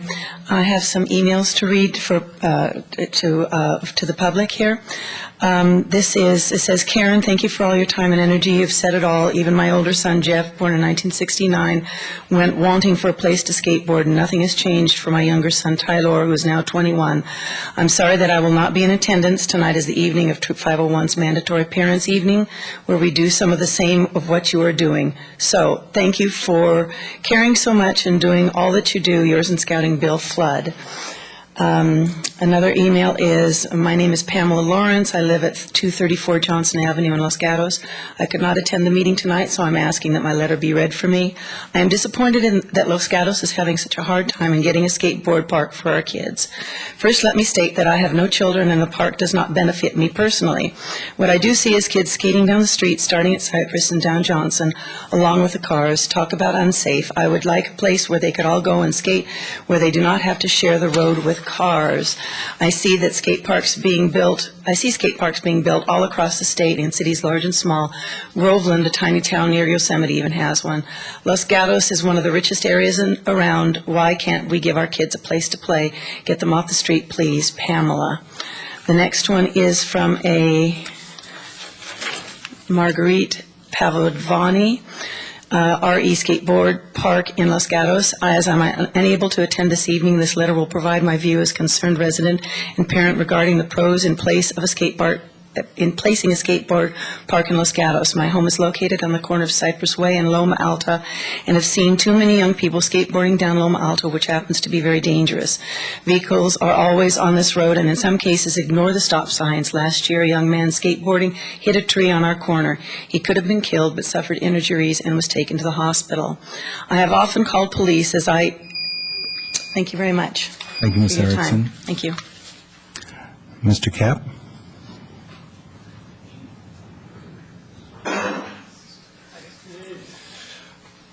Good evening. Nobody appreciates sports more than I do in this room, I think.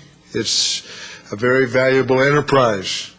However, this sport of skateboarding in this particular location is ill-advised.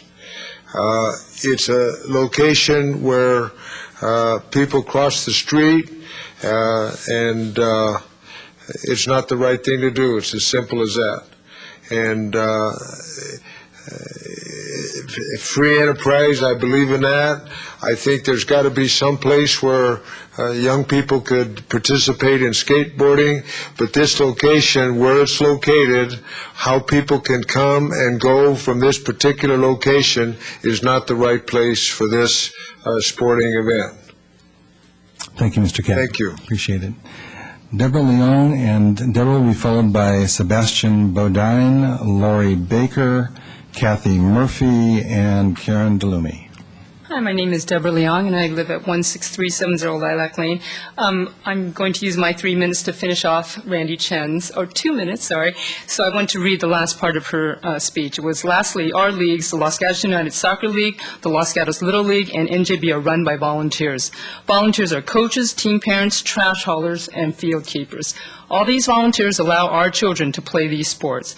Why haven't the skateboarders organized a skateboarding league so volunteers can supervise the skateboard park and maintain it? Why should the town do this? In our leagues, if we don't have enough coaches in one age group, we have to turn kids away. So if the skateboard league can't find a supervisor, the park can't open. It only seems fair, especially since other athletes far outnumber the skateboarders. In short, if you put this on the ballot, you're pandering to a small group of folks. If you put this on the ballot, you can expect that other youth sports and leagues, or even dog lovers and owners will force you to put a ballot initiative requiring the town of Los Gatos to buy some land and give us money to maintain it. In conclusion, I'd like to say that The only thing I see with Randy's that I would embellish upon is that I would want proportional money, and that's a whole lot more considering the youth, the number of kids we have in our sports leagues. I mean, all three, Randy and I have 3 kids who've gone through the sports program, so we've far exceeded the 15,000 the skateboarders have raised. Other than that, I don't know if I'm more nervous speaking to you guys or having to follow Mr. Cap. Thank you very much. Thank you, Ms. Leong. Sebastian Bodine? Sebastian, are you out there? I guess not. Lori Baker?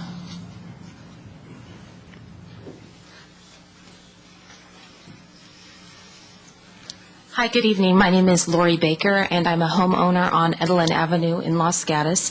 And I'm here tonight in support of the skateboarding community and the skateboard park.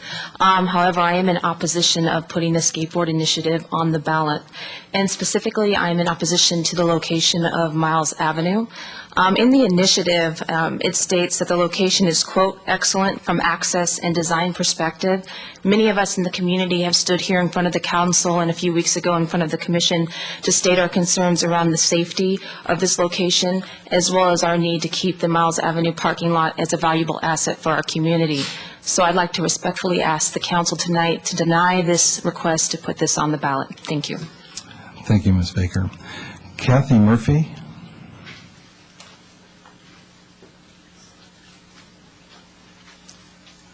Hi there, I'm Kathy Murphy. I live on Fairview Plaza. I'm here to speak in support of the skateboarding park. I have a 14-year-old daughter and a 9-year-old son that would enjoy a skateboarding park. And when they want to skateboard, I have to drive to Campbell or Sunnyvale or Mountain View to let them skateboard in a park. There is no local facility for them to use. I cannot use the one in Santa Clara because it's for residents only. And people had spoke at the last meeting I was at about the noise issue. I have sat in the parking lot at the Campbell Park and read my magazine or my book, and there's no noise. I hear more noise on the people driving on Campbell Avenue than I do of the kids on the skateboarding park. So I really think the kids in this town need this. People have talked about other sports. Those kids they're sports that they want to play. They've signed up to play. They're volunteered to pay the money for that. Skateboarding is really an inexpensive sport. You buy a skateboard, off you go. You go up and down the streets, you can go wherever. But I really think this town needs a park, and the town needs to think of the kids and support the kids in this town. Thank you. Thank you, Ms. Murphy. Karen DeLumi, and then we're going to have Karen followed by Elizabeth Basie, Heidi Farr, Helga McHugh, and Corey Farr.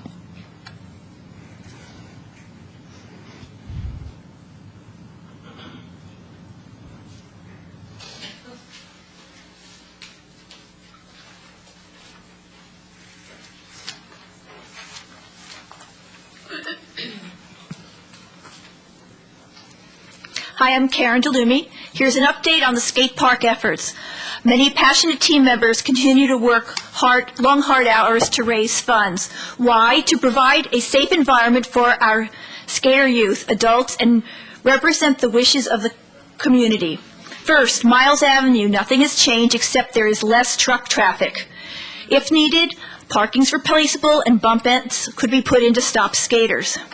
Total raised so far, $370K plus. Town estimated costs $850K retail. Gap approximately $400 to $450K.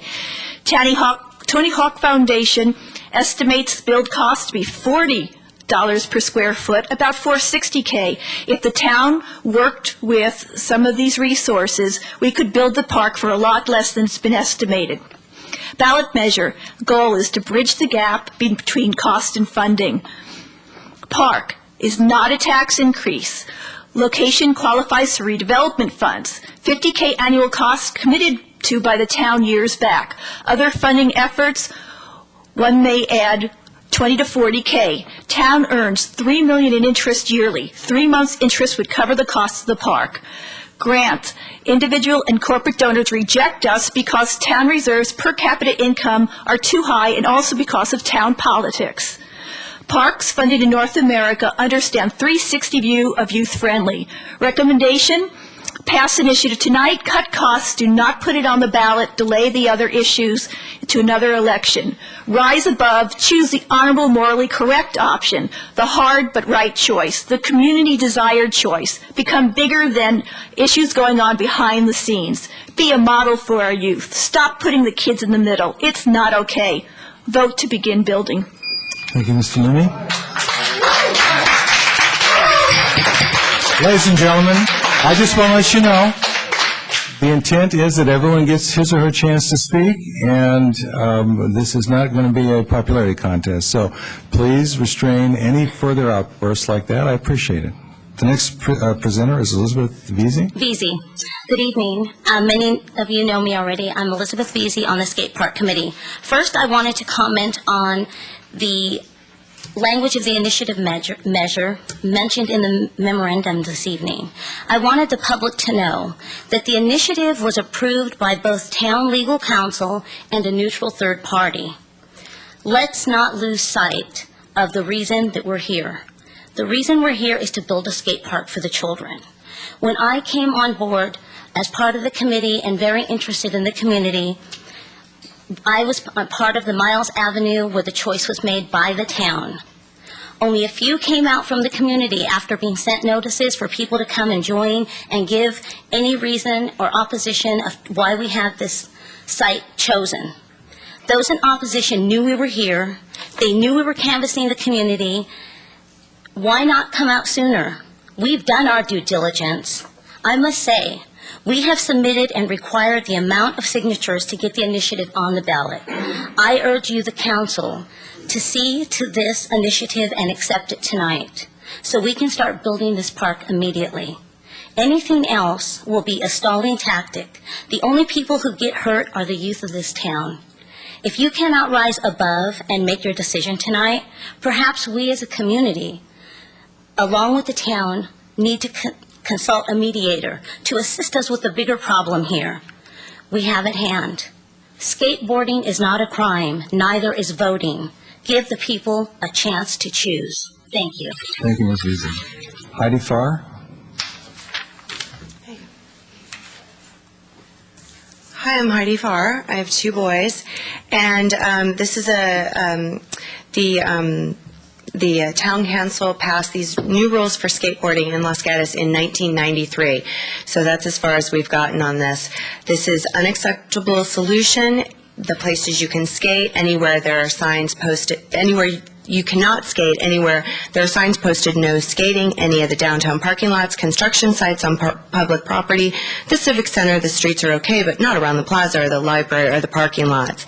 This is our youth that we're talking about. They're from our award-winning schools. Give them a safe and supervised place to do a constructive physical activity. The last I saw, I have not counted, but there are numerous soccer fields, there are numerous baseball fields, there's a track. Give our kids somewhere they can do something inexpensive and they can be supervised and it can be safe. Thank you. Thank you, Ms. Farr.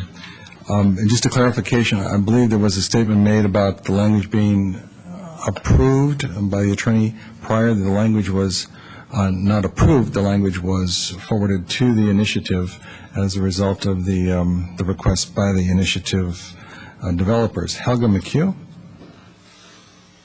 And then Corey Farr after Helga.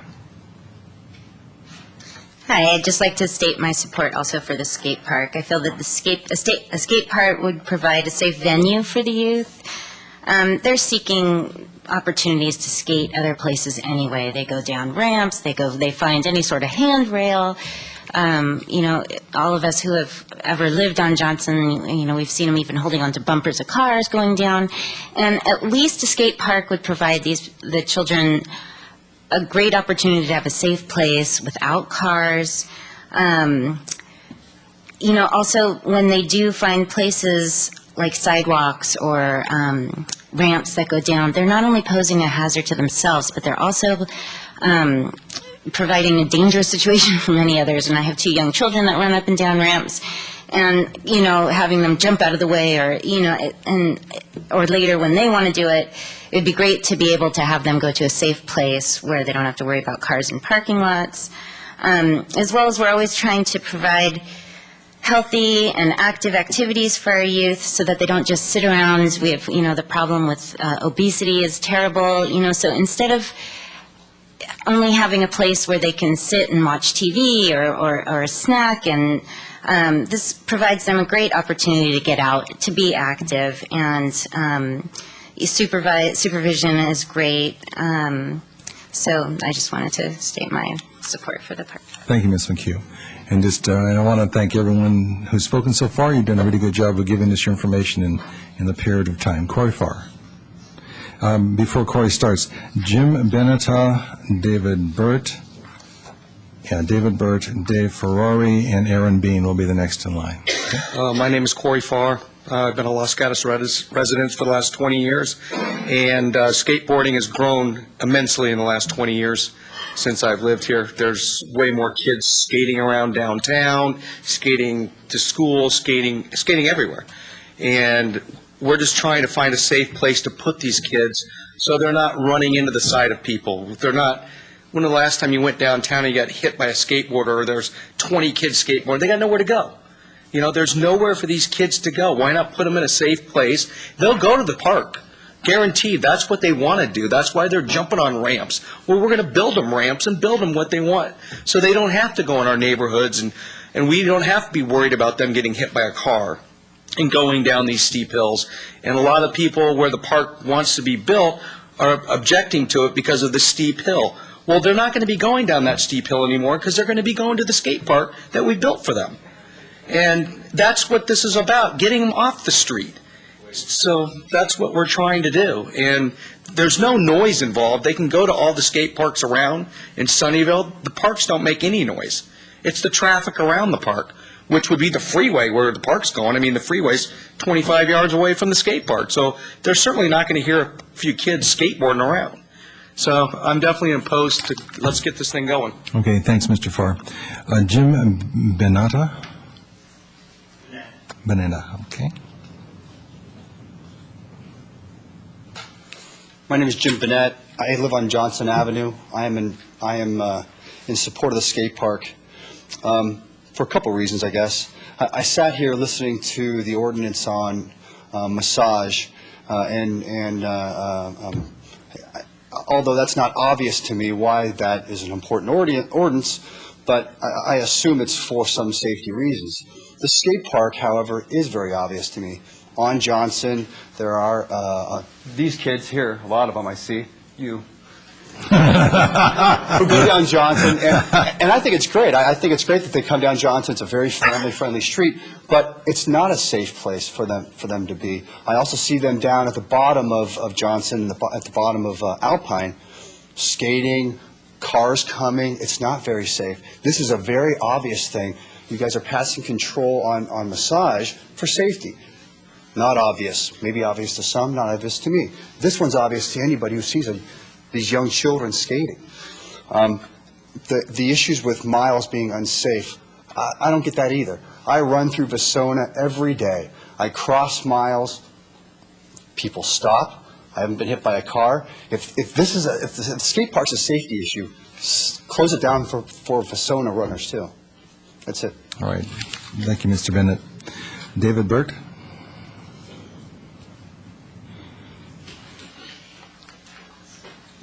Mr. Mayor, members of the council, my name is Dave Burt. I'm a resident of Los Gatos.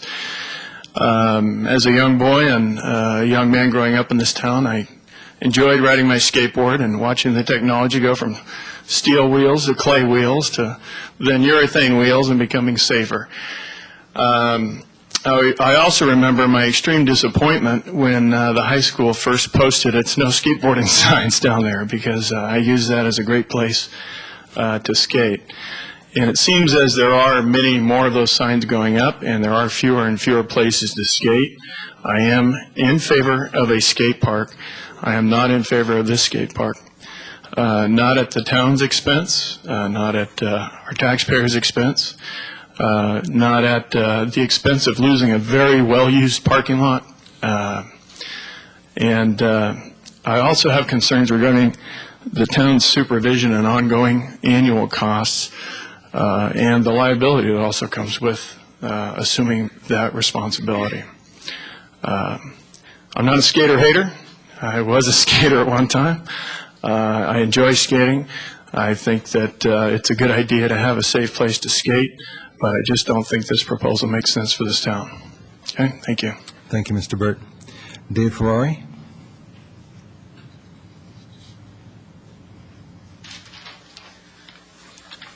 Hi, I'm Dave Ferrari. And to follow up on Dave Burt's comments, we certainly are not opposed to skateboarding. It's a good sport. I have two boys that do it in my driveway and down our street. But what I'm here really to address tonight is the issue of using the city's funds to build the park and to maintain the park. I'm president of Los Gatos Little League. We represent about 800 youth here in Los Gatos. We use a number of different fields, but we provide for those fields with our own funds, where we have fundraisers that can provide for the maintenance and the upkeep of those fields so we can keep them in pristine condition. Our board just approved an expenditure of about $50,000 to redo the infields at Baggerly Field and Balzer Field at the parents of Little League's expense. And, over the last 5 years, I would say our Little League has spent in excess of $150,000 maintaining the fields, changing the sprinklers, mowing the grass, making sure the fences are secure and safe, and making sure that we have a nice environment to provide for our kids. The idea of spending $1 million, up to $1 million, and another $50,000 a year to support it, should it get approved, I can assure you we're going to be here asking for the same thing, because it's only fair, and if the city's willing to shell out that kind of money, soccer, NJB, rec sports, they'll be right behind us. Thanks for your time. Thank you, Mr. Ferrari. Aaron Bean, and Aaron will be followed by Citizen Ray, Phil Knopf, Dennis Byron, and Joe Carroll. Hi, my name's Aaron Bean. It's kind of ironic. I decided to add a little something here. I also am a big supporter of youth sports. I've managed my son's Los Gatos Little League team for the past 3 years. I've also managed my daughter's Los Gatos Saratoga softball team for the last 3 years. I've also been skateboarding for about 30 years, and both my kids skateboard. And I live on Johnson Avenue, which a lot of people skateboard down. Everybody's got a need. We need places for our teams to play sports. We need a new library. We need a lot of things. I think the bottom line here is that these kids need somewhere to go to skate, not in the street. The dollars that we're asking for, or however this thing is funded, are pretty minimal when you compare it to something like a library, to something like the other things that the other members of the town are looking for. I'm a local general contractor myself. I contribute tens of thousands of dollars in property taxes, permit fees, business license fees. You've heard a lot of things from some neighbors, some of them, most of them actually on Edelin and University areas. I think that has to do with the location. These people don't want this in their location, in their backyard. I can appreciate that, but we need to put it somewhere. This is town-owned property. I think it's really important. I also listened to Mr. Korb about our options here tonight. And, I think we do not need to challenge the validity of this initiative. I think we do not need to challenge it and then bring in a pending lawsuit. Let's just get this done. Let's get the town moving on this. Direct the Planning Commission while we're at it to get this CUP underway. This is ridiculous. This has been approved. There's been various studies done on the traffic impact and whatnot. I don't think there's any reason to continue this discussion. Let's get the skate park built. Thank you. Thank you, Mr. Bean. Citizen Ray?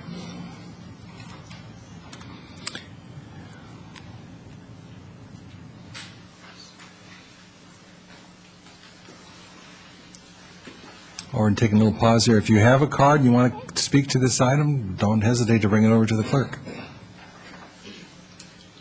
Good to see all the young fellas here.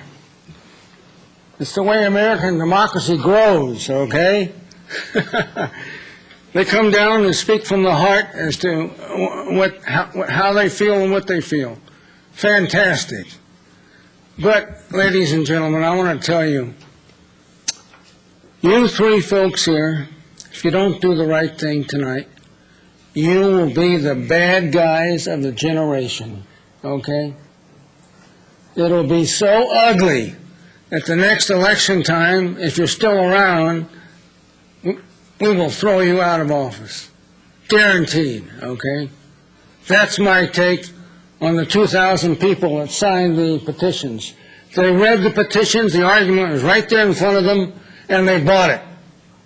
And if you force us into an election, we will win it. And I'll bet you $100 apiece we will, okay? And I'll make a substantial contribution to the election fund. And I'll put some time into it. So, we also need to know that we have some $70 million in reserve, invested reserves, okay? The interest on that is $3.5 million a year. A slush fund, uncommitted, okay? The cost of finishing the skateboard park is so unbelievably minimal to the town of Los Gatos, and it is not to be believed, okay? Unbelievable. Itty bitty amount of money for the town, and you're going through all this fuss, all right? So I think you need to get your act together. You need to listen to the community. You need to quit stonewalling, as you normally do whenever there's a youth sports effort, okay? Thank you, Mr. Davis. Build it. Don't elect it, build it. Mr. Knopf? Save yourself some headaches. Okay, followed by Dennis Byron.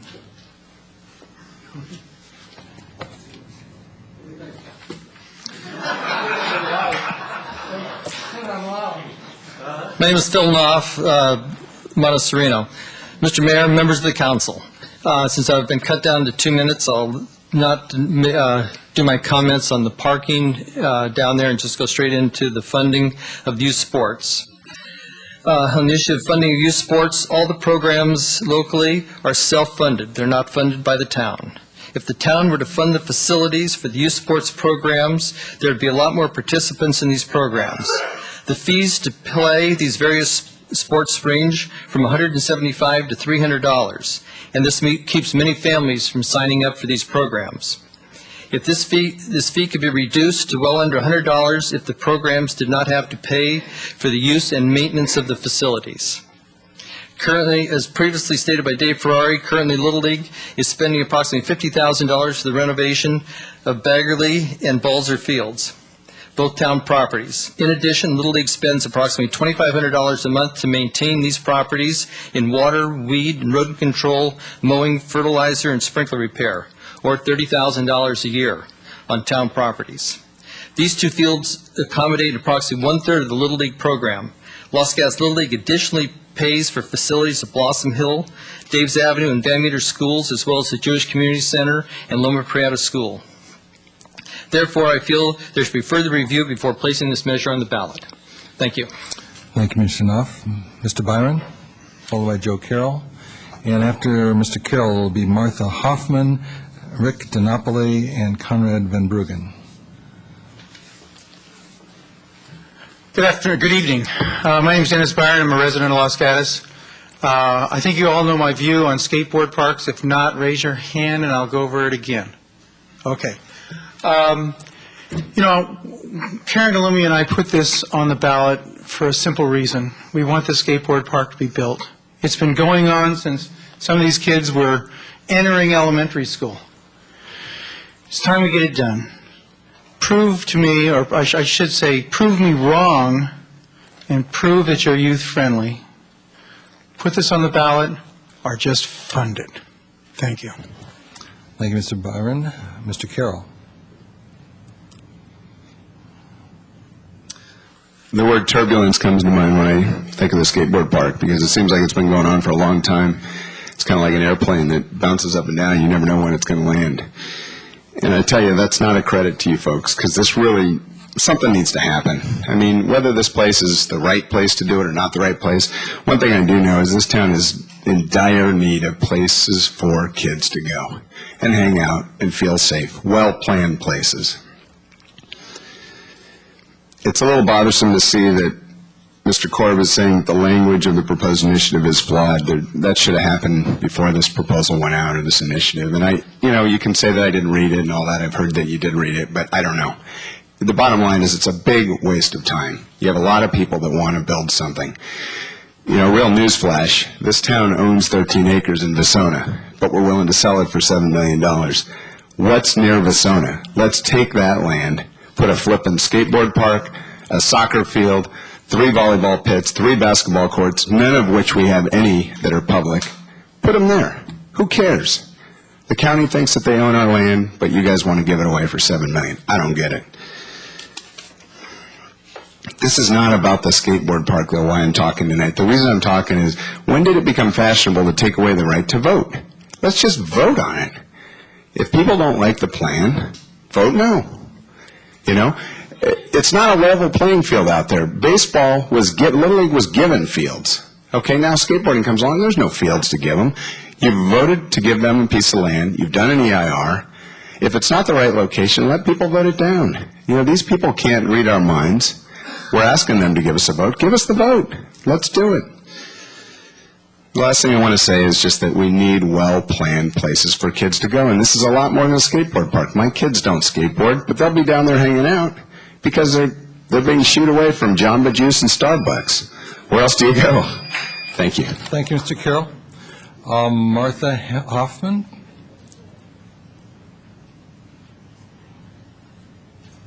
Hi, I'm Martha Hoffman. I'm a resident of Los Gatos. And my daughter is older. She doesn't skateboard. She did grow up in this town.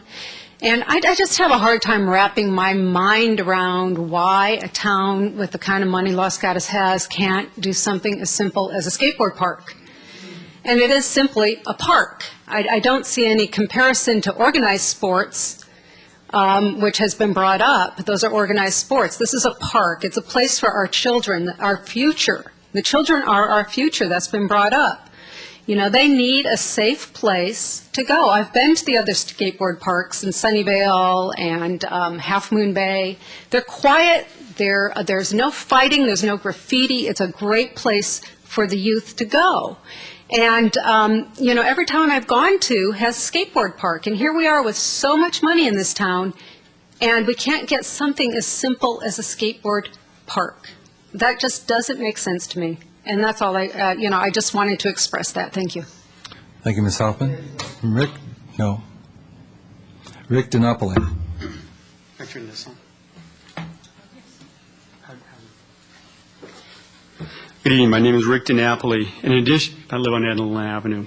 In addition to the flawed language of the initiative itself, the petitions violate California law. California Election Code Section 9209 states that the initiative gatherers must file petitions which state that they are either voters of Los Gatos or are qualified to vote in Los Gatos. 12 of the 22 circulators, many of whom were paid circulators, resided outside of Los Gatos. 7 of which resided outside of Santa Clara County. 1 was from Pasadena. Thus, the petitions themselves are fatally flawed and cannot be amended on its face. So the council cannot approve tonight the ballot initiative to go in February. The council is now being asked to ignore the petitions and put the issue on the ballot regardless of the deficiencies, but this wouldn't be proper either. There's sufficient evidence to show the misleading tactics of the paid petition gatherers. 1 signature has already come forth in the Los Gatos Weekly. The town has received information on a number of others, and more importantly, Tom Calderwood, a member of the group collecting the signatures, publicly apologized in the weekly press, or weekly Los Gatos Weekly, about the misleading tactics. Regardless of the good intentions or the lack of experience in signature gathering, this town should not base its policies, particularly one that would cost the town $1 million or more, on the misleading tactics of paid petition gatherers, particularly those that don't reside in Los Gatos. To put this initiative on any ballot, whether February, June, or November, would condone those misleading tactics and serve as a dangerous precedent. There's a 4th option you can do tonight, and that is do nothing. Thank you. Thank you, Mr. Napoli. I think you have to clarify that there was a court case that defined the issue Mr. Napoli is talking about. Mr. Corp? Yes. Thank you, Mr. Mayor.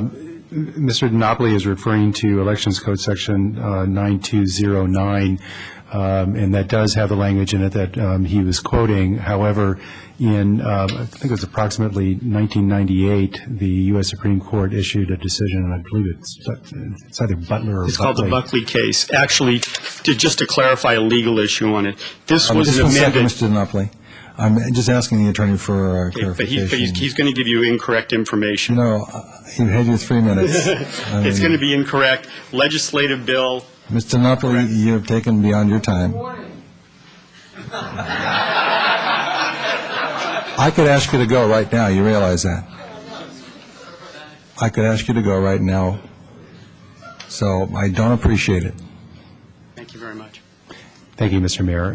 In 1999, the State Attorney General issued an opinion based on the Buckley, I believe it is, Supreme Court decision determining that 9209 is not enforceable because of First Amendment issues. You cannot require residency as a qualification to make a matter possible for the electors to vote on. As a consequence, though that section remains on the books, it is not enforceable according to the Attorney General. That is the reason why the Registrar of Voters, notwithstanding the residency issues regarding the signature gatherers, determined that the petitions had a sufficient number of signatures anyway. They were aware of that. Yeah, thank you, Mr. Corum. Mr. Van Bruggen. And following Mr. Van Bruggen, it'll be John Krupp, Julie DiNapoli, Peggy Dallas, and Eric Weisschwein.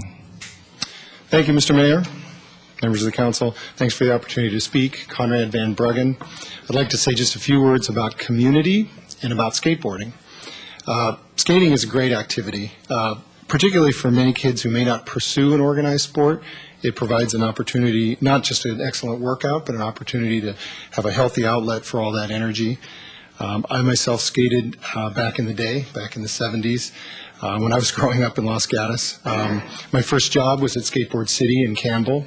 My brother's first business was a small skate shop of his own nearby. At that time, I was also a member of the Los Gatos Youth Commission, which was a great experience, great learning experience for me. Fast forward some 30 years, and now I'm raising two sons of my own here in Los Gatos. As members of the council will recall, my older son was a member of the Youth Commission last year. My younger son is a passionate skateboarder. Now, as we all know, Los Gatos is a great community to grow and grow up and live in, but we don't have a skate park as much as one is needed. My son's friends move around town looking for street skating spots, and in many places they find themselves quite unwelcome. My son's sense of community comes from the weekend trips we make to places like Menlo Park and Scotts Valley and Sunnyvale, where he's found a diverse group of people who've become very close-knit since they all go there on weekend mornings before it gets busy.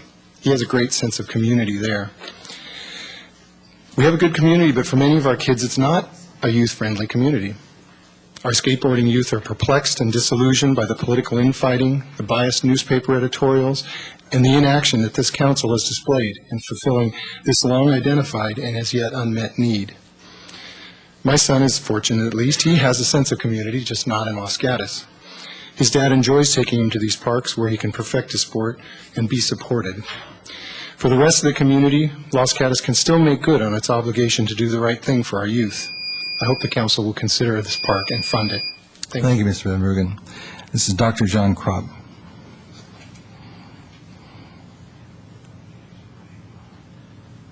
I'm John Krupp. I live 246 Adeline Avenue, right smack in the approach to the planned skate park. More than 70 years ago, I was a teenager, and my parents gave me a pair of roller skates. And my uncle said, "Isn't that unsafe?" And my mother said, "If he falls off the chairs or the stairs, he can hurt himself just as badly." And they gave me the skates. And I'm still very thankful for the joy that I got from the skates and the trust they put into me. And I'd like to pass that on to the current teenagers. They deserve it. As a senior, I have many choices for programs. If I were a teenager, I wouldn't be so lucky.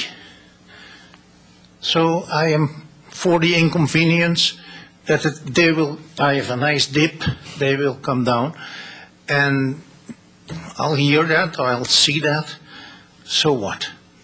Thank you. Thank you, Dr. Kropp. Julie DiNapoli?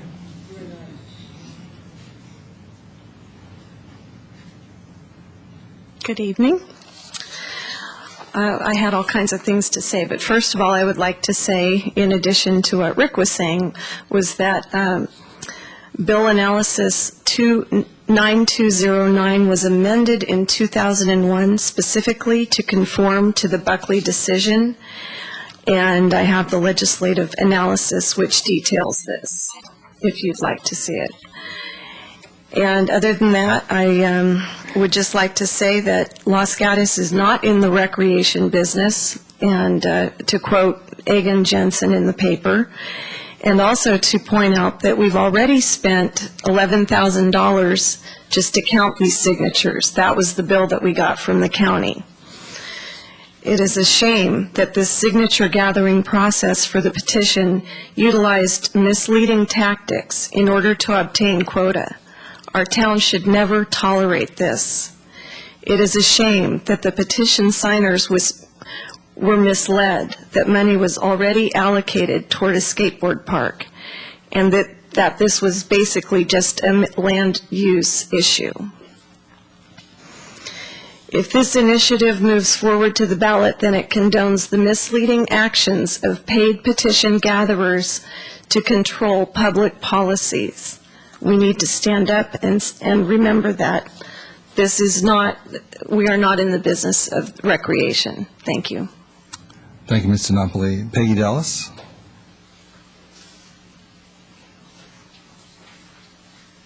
Hi, I'm Peggy Dallas. I live at 17681 Foster Road in Los Gatos. Los Gatos does have recreation. I think we have several parks in town. The skateboard park would be yet another park where people can go spontaneously and not as an organized group, so it's not really comparable to organized sports. And so I'm here in support of the skateboard park, and I'm not sure why we haven't done it yet. Many towns, large and smaller than Los Gatos, with less funds, have built skateboard parks with enthusiasm and pride. They become public sculptures. When the skateboarders enter them, they become dynamic sculptures, and to be appreciated. And I see this all the time in my architecture magazines that I look at. I'm an architect. And I'm not sure why we just haven't proceeded. It seems like for the council, this would be the frosting on the cake, the fun stuff you guys do. I suspect it has to do with pride and emotions getting in the way. There's a lot of, it reminds me of what happens in families when somebody dies and there's an estate and the siblings start fighting and the lawyers are called in, or if there's a divorce and the parents start fighting, it's a big power play, and the lawyers are called in and the estate goes to the lawyers. We've already saw that starting to happen tonight, and to another degree it's happened with the whole idea of putting this idea on a ballot, which is going to cost the town money. So between the lawyers and the legal fees, we're going to spend the skate park money, which isn't that much when you consider the total amount available in the town. And that's what I have to say. I think we should get over our emotions and get on to the fun stuff. Thank you, Ms. Dallas. Eric Reichwein? Reichwein.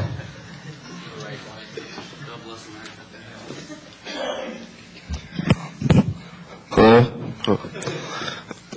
I'm speaking for the skate park, and I believe that it will not cost $1 million. That is just ridiculous, okay? Sunnyvale only costs like $300,000, and that's going to be that's way bigger than what Los Gatos wants. And you can't fund a skate park, but you can fund a second police station. That is awesome. We don't need any more police. No offense. They're scaring every kid with a skateboard with tickets and fines, which is ridiculous. I have many friends who have to go to classes about skateboarding, but we don't have anywhere to skateboard. So you need to think about that when you're deciding to build the skate park tonight, which is going to be yes. And yeah, the kids need someplace to go to have fun and be safe, not get hit by cars. I almost get hit by cars every day, skating to and from school. I am afraid for my life. This is me the whole time skating. Watching out for cops, you know, that is just ridiculous. I shouldn't have to be doing this every single time I'm skateboarding down the street. So, yes, give us a place to be free, and if you build it, they will come. And when I go to skate parks, more than half the people aren't even from Los Gatos, you know? There's more than 30 of the kids right here, or 30 kids more than this are going to go to the skate park. They just are too lazy to show up, you know? They just lost faith in our town 20 years ago when we first started this plan to make a skate park. Thank you. Thank you, Mr. Wright-Wine. Mike Calise? Yeah. I'm sorry. And when Mr. Calise speaks, after him is Chris Woolley, and then Tyler. Yes. Hello, my name is Mike Calise. I live in 247 Edelin Avenue with my wife Donna and 2 young children, both of whom love to skateboard, bicycle, and all sorts of activities. There are many of those who support the skateboard park that would debate that the folks from Edelin and University just don't want this in their neighborhood. Okay, we have a lot of people speaking who are opposed. And they don't want this in their backyard. On behalf of everybody who lives on these great streets, in this great neighborhood, in this great town, I want to state clearly that that notion is completely untrue. It's a cop-out view, and an argument should carry zero weight to the community. The folks on Edelin Avenue and University love to embrace the stuff we have in our backyard. We're proud of the things in our backyard. We've got the creek trail. There's many bicyclists, joggers, walkers. We've got Balzer Field in our backyard. Hell, we have Borders in the Firehouse in our backyard. We have a mixed community of apartments, old homes, new homes, small, big. We've chosen to live on that street because of what it stands. It's the type of people we are. We love stuff in our backyard. And in fact, when I heard that we were going to have a new skateboard park in our backyard, and I thought that was cool. My kids love it. You know, how awesome is that for the kids? I think they said that to Dad. Well, I support skateboarding. My kids love it. I support skateboarding as a sport. It's an extreme sport, but, you know, that's what the kids are into today. Okay? But I don't support skateboarding as a means of transportation. The fact remains the kids will go skateboard at that park, but that will not obviate their need to use skateboards to get around to school. The reality is this, folks. It's not that simple. Why can't you just get it done? It's simple. A skateboard park. Absolutely, it's simple. We have intelligent people. We're a community who loves our kids. It's difficult because it is unsafe, and we don't want to be responsible. Thank you, Mr. For the catastrophic injury. Thank you. Chris Woolley, followed by Taylor, followed by Roy Reich-Wine, and Lowell Hunter. All right, well, $50,000 for the upkeep of a skate park is completely unnecessary, considering if you build a cement park, all you're going to have to do is patch a few holes, maybe a few times a year, and buy a broom to sweep it. Maybe, like that's absolutely ridiculous. Like San Jose, by 2020, proposed to have 10 parks built. Like, what does that make you guys look like? And like the cops that hassle us, I just turned 18, so I don't have to deal with it anymore, but I've paid hundreds of dollars in fines for riding down the sidewalk without a helmet. Like, what are you trying to get across with that? Like, they have bigger problems to deal with. Like, I don't really need to go into what they are. Drugs at the high school. Like, it's just ridiculous. But, yeah, you should do this.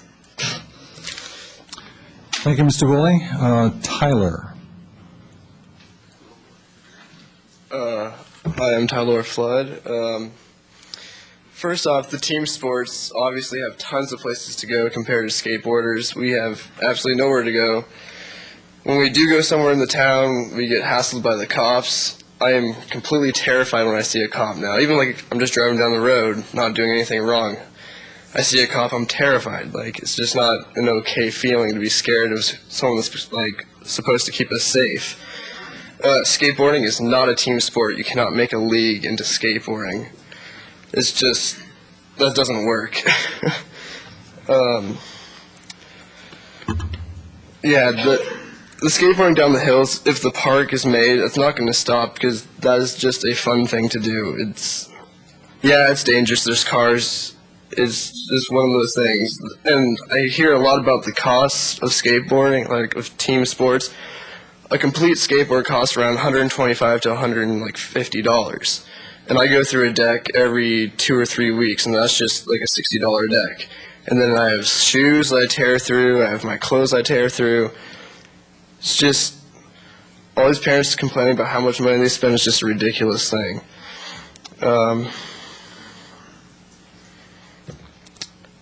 Citizen Ray is really cool. That's about it. Thank you, Tyler. Roy Reichwein? Okay.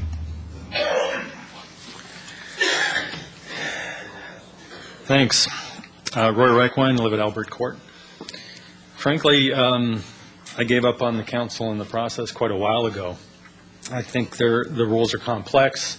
They can be attacked, and the thing can be blocked on technicalities at any step of the way. The only way to make this happen is with leadership from you guys. I don't see any other way around it. There's plenty of ways to stop it. I see opposition here. Frankly, they should be ashamed of themselves. They got theirs. They don't want anybody else to have it. The money is, I think it's ridiculous. I think Miles Avenue is too small. Having given up on the process, I built a ramp in my side yard. I had 20 kids show up the first day. I have kids showing up that I don't know. 20 people in a park that size is too small, and it will be crowded a lot. We need a bigger space. The cost is too high, as people have said. I don't understand why it's $1 million. We should be putting our effort into figuring out how to get it down to $500,000. Saratoga spent $500,000 on a public restroom. This is nothing by comparison. The organization, the comparison to organized sports is just wrong too. Sure, there's lots of people in them. This park is, 10,000 feet when you count the actual skatable area. One baseball park is 100,000 square feet, one. And we have soccer fields, we have baseball fields. It's a matter of proportion here. I think, compared to the kids who would use it, compared to the space that's allowed, there's no comparison. The usage per area is way up. I think we've put too many roadblocks in the way. I've seen it in the town council, restricting hours, not putting up lights, requiring parking spaces around it. Thank you, Mr. Reichwein. Appreciate that. Lowell Hunter. Ginger McDonald is next up. Hi, my name is Lowell Hunter. I live on Pleasant Street. Been here for over 18 years. I've been a skater for about 40. And as you've heard tonight, it's a wonderful exercise, a terrific outlet. And when I grew up, my father, who was in his late 50s, used to take my friend and I to a skate park. We'd skate all night, Friday and Saturday nights. And I look forward to doing that with my two boys, too. Here in town, rather than driving to some other town far away.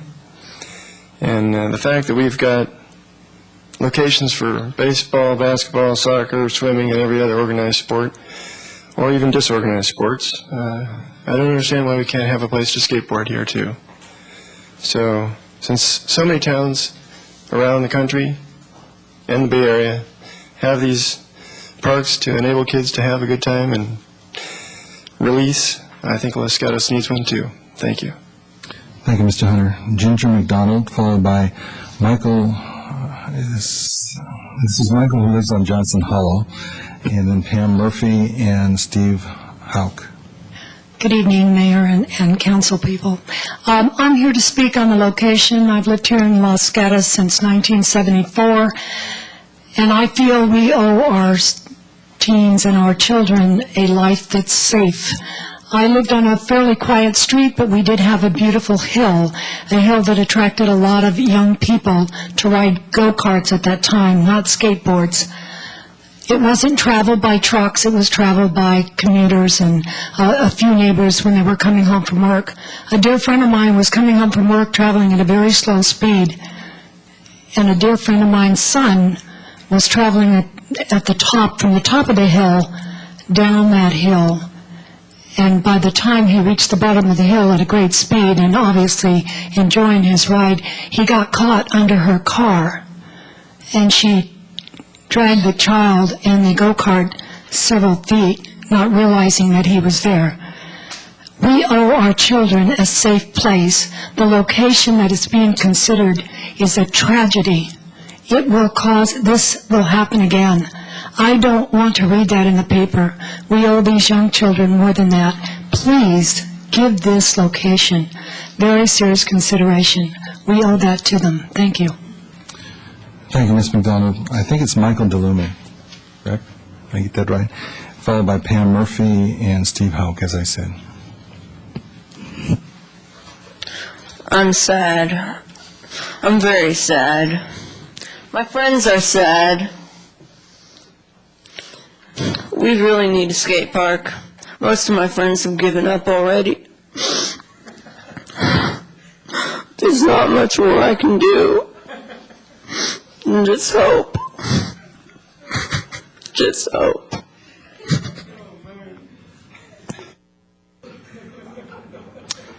Thank you, Mr. DeLume. Pam Murphy? No, don't do it. It's not funny, frankly. Ms. DeLume? Miss Murphy? That's a hard act to follow. I know. Anyways, I'm Pam Murphy. I live on Edelin Avenue in Miles, and I am against the skateboard park in this location. I've heard a lot of interesting opposition tonight, and this is not a park. It's a parking lot. It's at the bottom of a hill, which causes big trucks to have to go up and down. The corporation yard is right there. I saw two skateboarders 2 days ago run right through the stop sign. I mean, just right in front of me. I was standing right there. It's not a good location. Please reconsider putting this on the ballot or distributing any money towards this. We have better locations than this. I think Vasonic Park is a perfect location. Thank you. Thank you, Ms. Murphy. Steve Hauk, followed by Tim Murphy.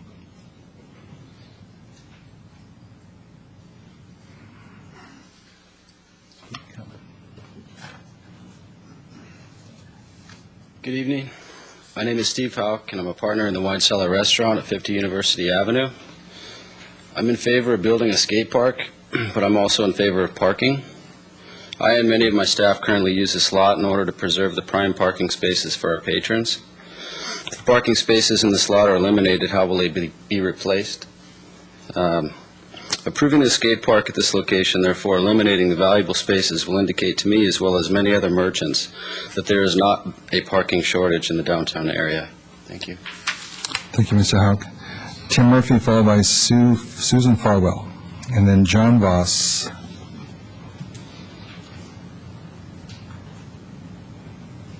My name is Tim Murphy, and I reside with Pam at the same address. I think we need to get back on the issue. To me, the issue tonight is not whether the skateboard park is good or bad.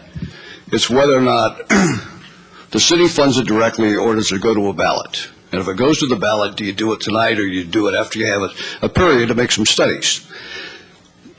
2 weeks ago, the information you have today is roughly 3 years old as far as all of the impacts of this project. Your planning commission 2 weeks ago decided they couldn't make that decision right then. Then they put it off for 3 weeks.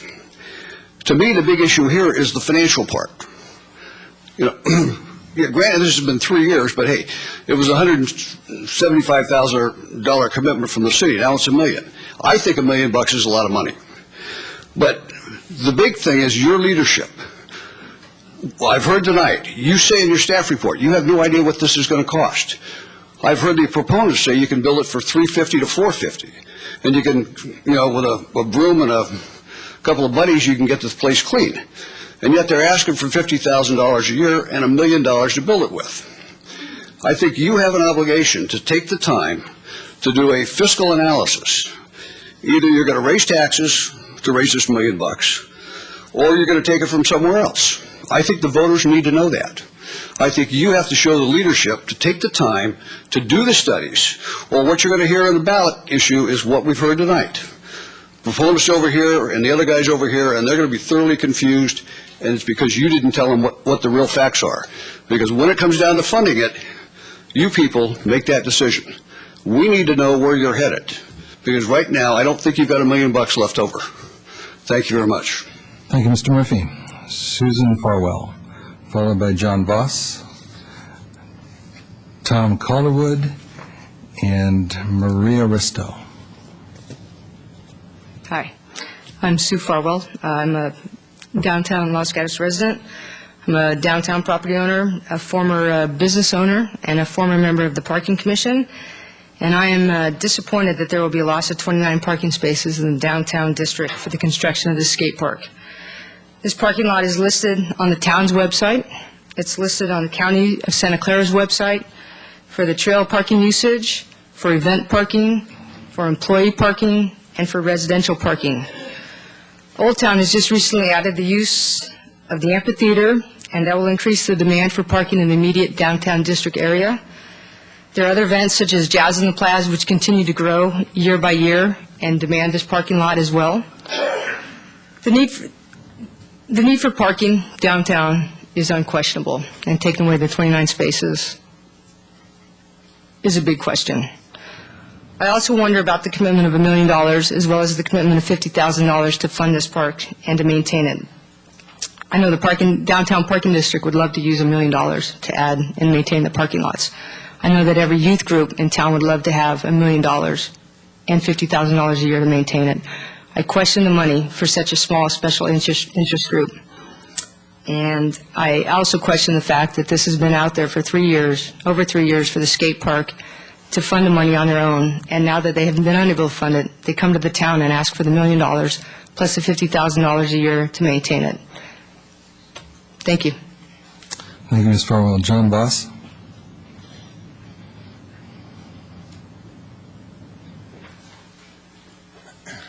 Good evening. My name is John Voss. I live at 234 Edelin Avenue. Been a resident of Los Gatos for 40 years.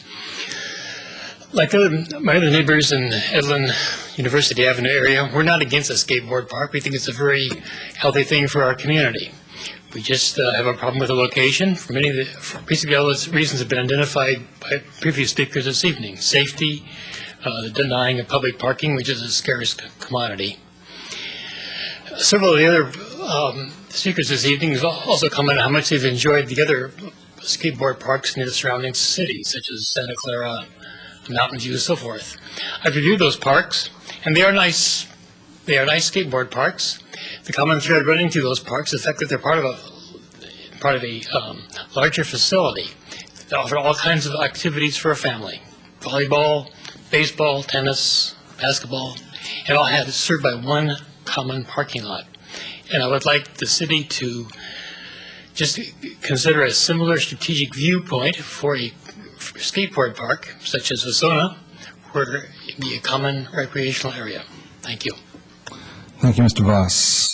Tom Calderwood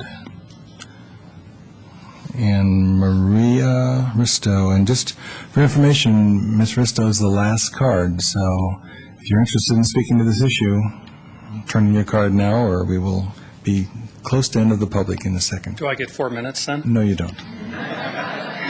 Nice try, Mr. Colwell. Tom Calderwood, a resident of Los Gatos for 45 years. The location's great of where they plan to put the park. Highway 17 will drown out the noise. The neighbors won't hear the skaters. The hill Hills are dangerous to skate on, but they're fun to skate on. Check with Daly City. They have a hill that leads right down to their skate park. They say safety there isn't an issue, right? Kids get hurt skateboarding, but they said they have more issues with people getting hurt with mountain bike riding. The parking, I think, is what I hear the most about. There's over 100 parking spaces down in the Miles Street area. I've driven by there 30 times over the past several months. I've yet to see it with more than 30 slots taken over those 100 slots. So 29 are in the lot, but you have all the spaces on the street. The point is there's plenty of parking down there. It's never more than 50% utilized. I was one of the petition takers, and roughly 80% of the doors that I knocked on where people answered the door, half the time people weren't home, but the half the time that they were there, they signed the petition. They read it, they signed it. It wasn't misleading. The words are right there, black and white. The point is they're either for it or they want the choice to decide by voting. So I think it's important to, one way or the other, either just move forward with it or give the voters a chance to decide. Thank you, Mr. Calderwood. Maria Risto.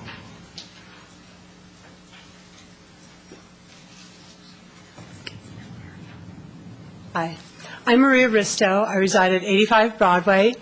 I have lived in Los Gatos for 20 years, and I have 2 children, one of whom is a skateboarder.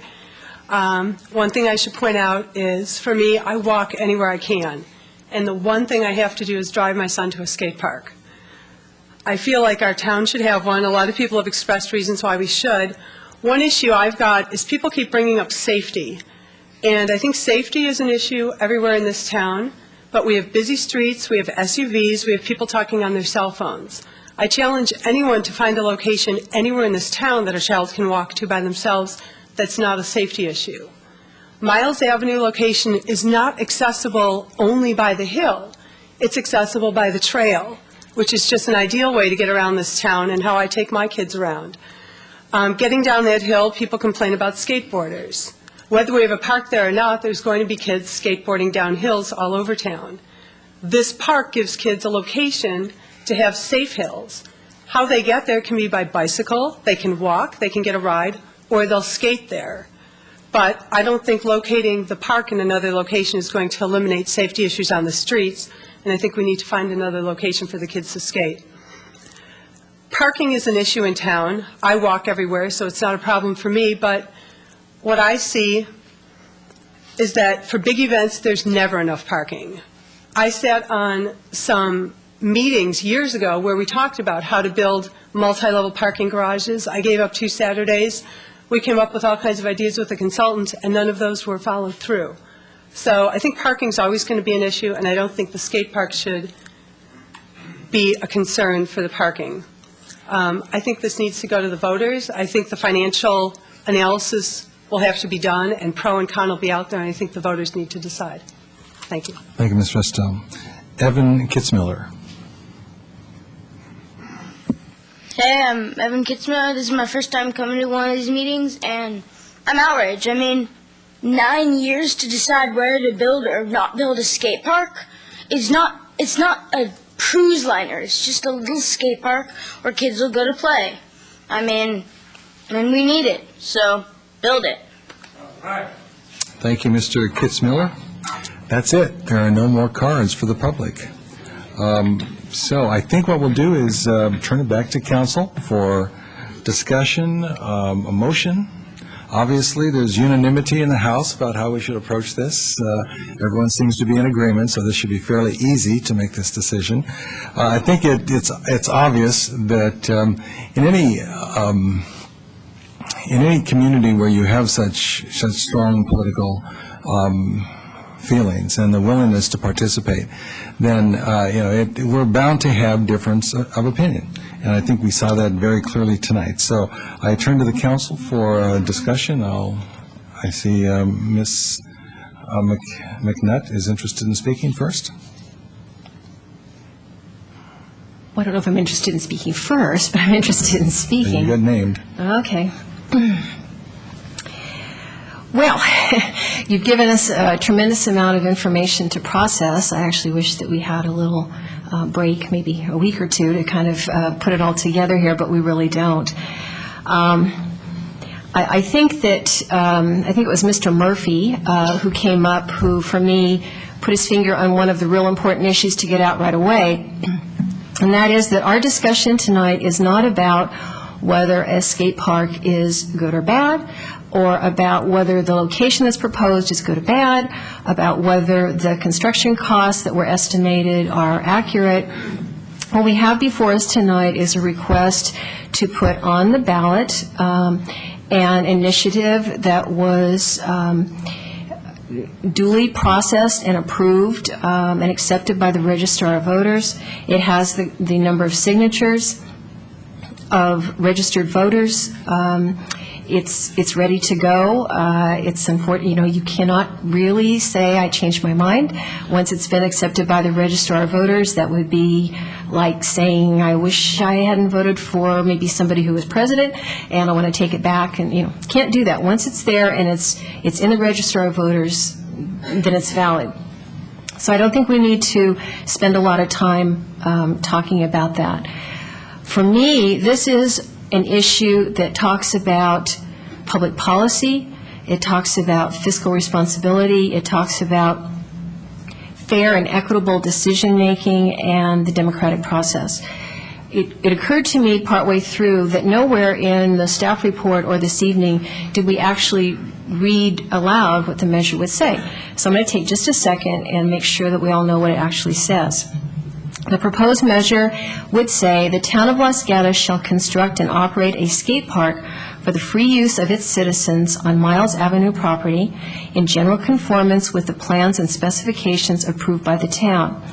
The one-time cost of design and construction shall be no more than $1 million and shall be paid from existing town funds. The cost of operating the skate park shall be no more than $50,000 per year. These costs shall be reduced by any contributions made by others, such as the $100,000 offered by the City of Montessorino or other valuable contributions. So that is what would actually appear on the ballot. That is what I have problems with, is the language of that measure. I think that language is flawed. I don't think it's going to survive a constitutional challenge, should one come forward. I think, as several people had mentioned, it's going to set a dangerous precedent in that we then are going to have a whole series, possibly, of initiatives coming forward saying, give us money for this, for that, and so on.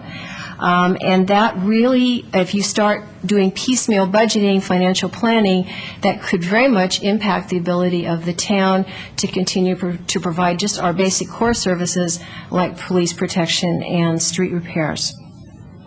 As also was mentioned tonight, we have a lot of recreation needs. I think somebody mentioned it, described it as dire needs in this community for recreation and sports facilities. Absolutely. And council has directed that in the general plan update for 2010, that we have a recreation element be added to that so that we have information where we can analyze all of those needs and put them into some kind of priority order with a lot of public input.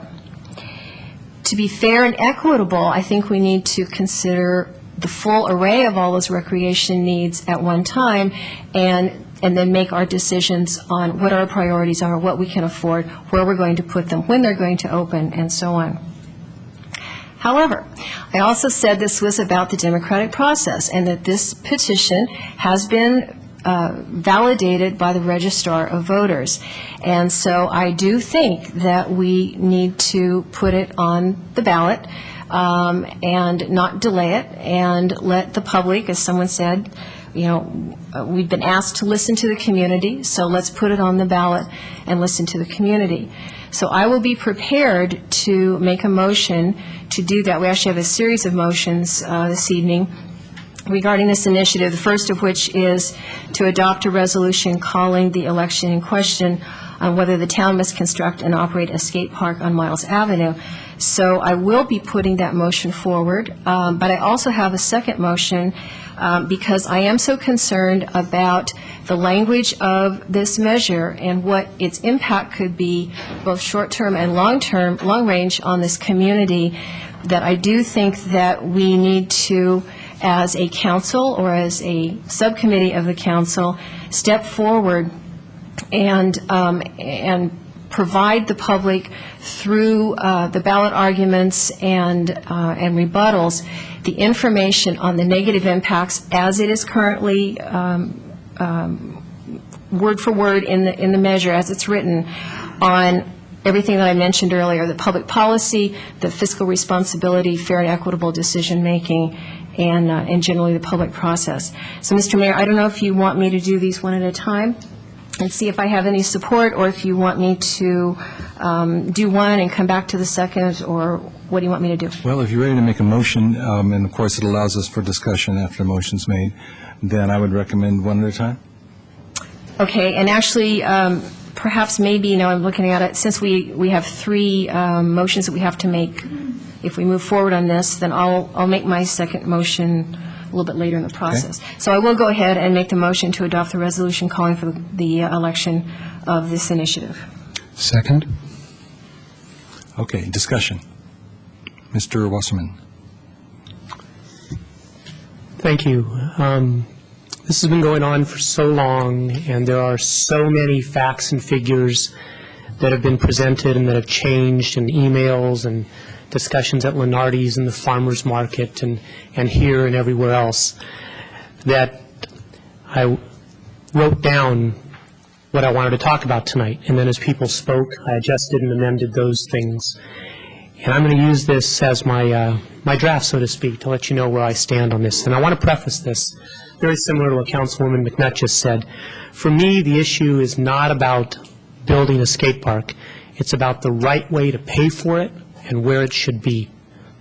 After spending hundreds of hours discussing and thinking about this matter over the last 4 years and listening to all that's been said tonight, it looks like things have come to an important crossroads. As such, I'd like to use this opportunity to express my feelings, and I do so as a 35-year resident, a coach for 10 years, and a councilman for 5. In 2004, the town offered the Miles Avenue parking lot estimated at a value of $1 million for a skate park. In addition, the town designated $125,000, and the city of Montecito allocated $100,000 more. The council determined the community would need to raise the remainder of the necessary funds. For those of you that were there that night, the town was discussing building a park. The council said we would like to build a park similar to Campbell, with modules, movable plastic ramps, things that could be relocated.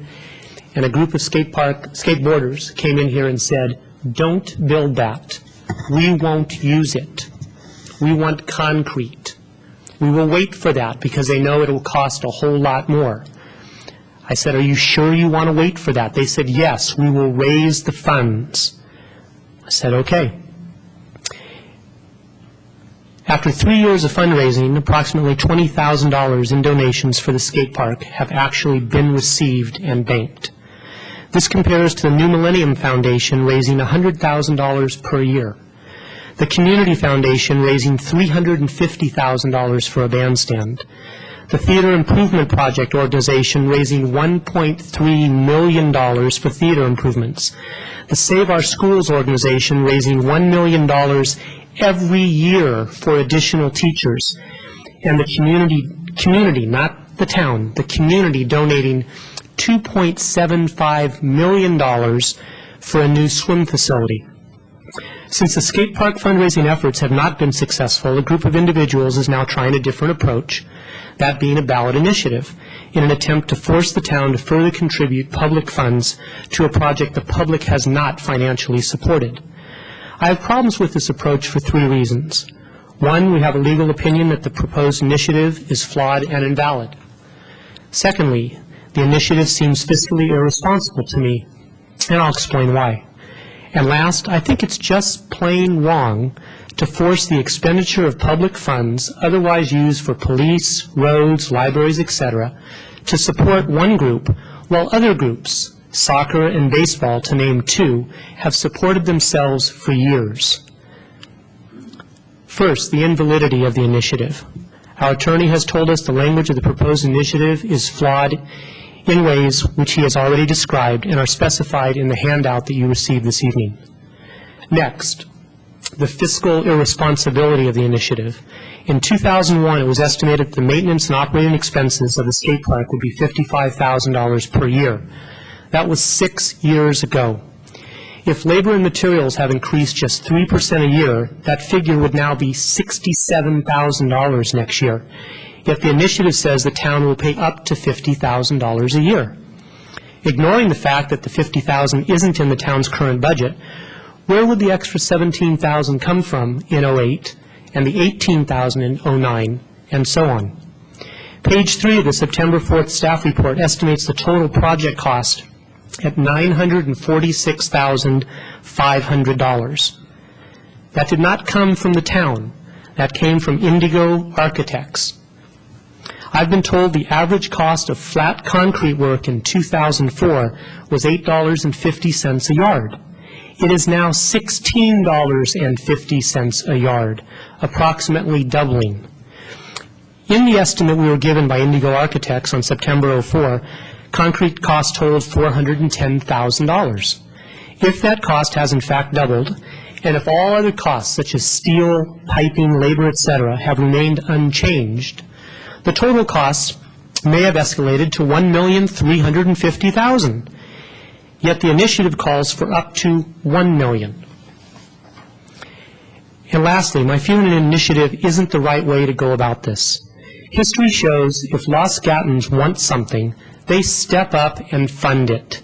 The New Millennium Foundation does it, the Los Gatos Community Foundation does it, Los Gatos Athletic Association, the Kiwanis, the Lions, the Rotarians, Pop Warner, Los Gatos Little League, NJB, even the Pop Warner cheerleaders, Los Gatos United Soccer League, the pool group, the theater group, baseball boosters, on and on.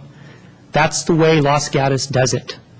If, and that's a big if for me, we're going to give $1 million to an organization and commit $50,000 more per year forever, shouldn't we start with those organizations that have a proven track record of supporting themselves and benefiting the most kids, such as the 1,700 boys and girls that play soccer, or the 800 kids that play baseball, or the 300 boys and girls a day that use the Venue Team Center? Soccer and baseball raise $500,000 every year to fund their own maintenance and operations. I'm proud of the self-sufficiency exhibited by our youth sports organizations for the last 50 years.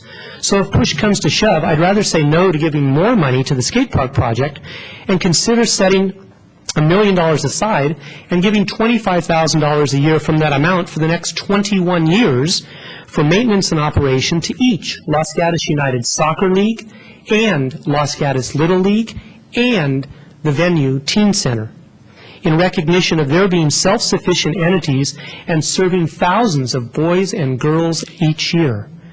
Council will probably vote to put this initiative on the ballot tonight because the required number of registered voters signed the petition to do so. And that's how we do it here, okay, in America. And if that happens, I want to make another motion very similar to what Councilmember McNutt raised, that the letter of opposition, which is standard on every ballot measure, as well as the rebuttal arguments against the initiative, be drafted and submitted by the members of the council by the required dates, as is our right. I propose this so that all Los Gatos voters will have both sides of the story when they get their ballots and decide if they really want the town to further fund and maintain a skate park, while all other sports are self-funded by the respective participants. I've said all this because I'm for equality. Besides this initiative preparing to be legally questionable, fiscally responsible, I don't think it's fair to all the other organizations that support themselves, like soccer and baseball, with 2,500 boys and girls that pay for themselves. So now, we'll see who votes yea and who votes nay in February. Thank you. All right, Mr. Glickman. Thank you, Mr. Mayor. I haven't prepared remarks, so I probably won't be as eloquent as Mr. Wasserman. I do, however, let me start out by saying that I have a bit of a philosophical difference, and that's fine. I mean, that doesn't make one right or one wrong, but we see things a little bit differently. Mr. Wasserman has pointed out that this community, or the certain members of this community, have chosen to be generous to certain undertakings that meet with their approval. And that's a wonderful thing. Another way of stating the same thing, and to me the glass in this case, I'm sorry to say, is a bit half empty, is then to say that public undertakings should be decided by a relatively small number of wealthy people. Now, I was criticized for not being able to raise enough money for the skate park, and it's true. When I approached all the people that Mr. Wasserman mentioned, all the entities that he mentioned, and said, well, you've given to this, you've given to that, they say, no, they're not interested. I don't believe that that's the way decisions should be made for a community in a democratic society. I'm not a big tax and spender, but I do believe that all of the money that the town has is the people's to direct us to spend as they see fit. Now, 10% of the registered voters, and about 10% of the residents, if you count all the people who signed the petition, said that they wanted to tell the council how to spend their money. And it is their money. Now, a lot of people said, and when I was at the table when some of the ballots were collected, and a lot of people just said, it's about time. They signed it not just because they wanted it on the ballot, because they wanted a skate park. And a lot of other people said, yeah, we should vote on this because it is the people's money. And we may, here on the council, we may say, well, that's not how we would spend it. And when the electorate gives us the power to make decisions that they leave in our hands, that's great, and we make them. That's what representative government's all about. But they're only delegating that power. The people at any time have the right, as they did in this case, to say, excuse me, this is a decision we'll make. And we have, as electeds in a democratic society, a role to say, yes, ma'am, yes, sir, thank you. So in this case, the proper number of signatures were gathered. So the council has the choice tonight of putting it on the ballot, which I think is the right thing to do, much as I would like to see the council just go ahead and fund it. The only major concern that I would have is that, if we delay this, that the perception, and I think it would be an understandable perception, would be that we're trying to interfere with that democratic right for the people who elected us when they choose to do so, to tell us how they would like the money to be spent and what they would like us to do. So I look forward to this. I'm hopeful that the people of Los Gatos, because I'm a supporter of the skate park, will support this when they go to the ballot. But that's what we find out when we hold elections. So I look forward to the council putting this on the ballot at the earliest opportunity, because that's what the people have told us they want us to do. And we'll find out what their will is. And I appreciate all the points that Mr. Wasserman made, and they're valid points.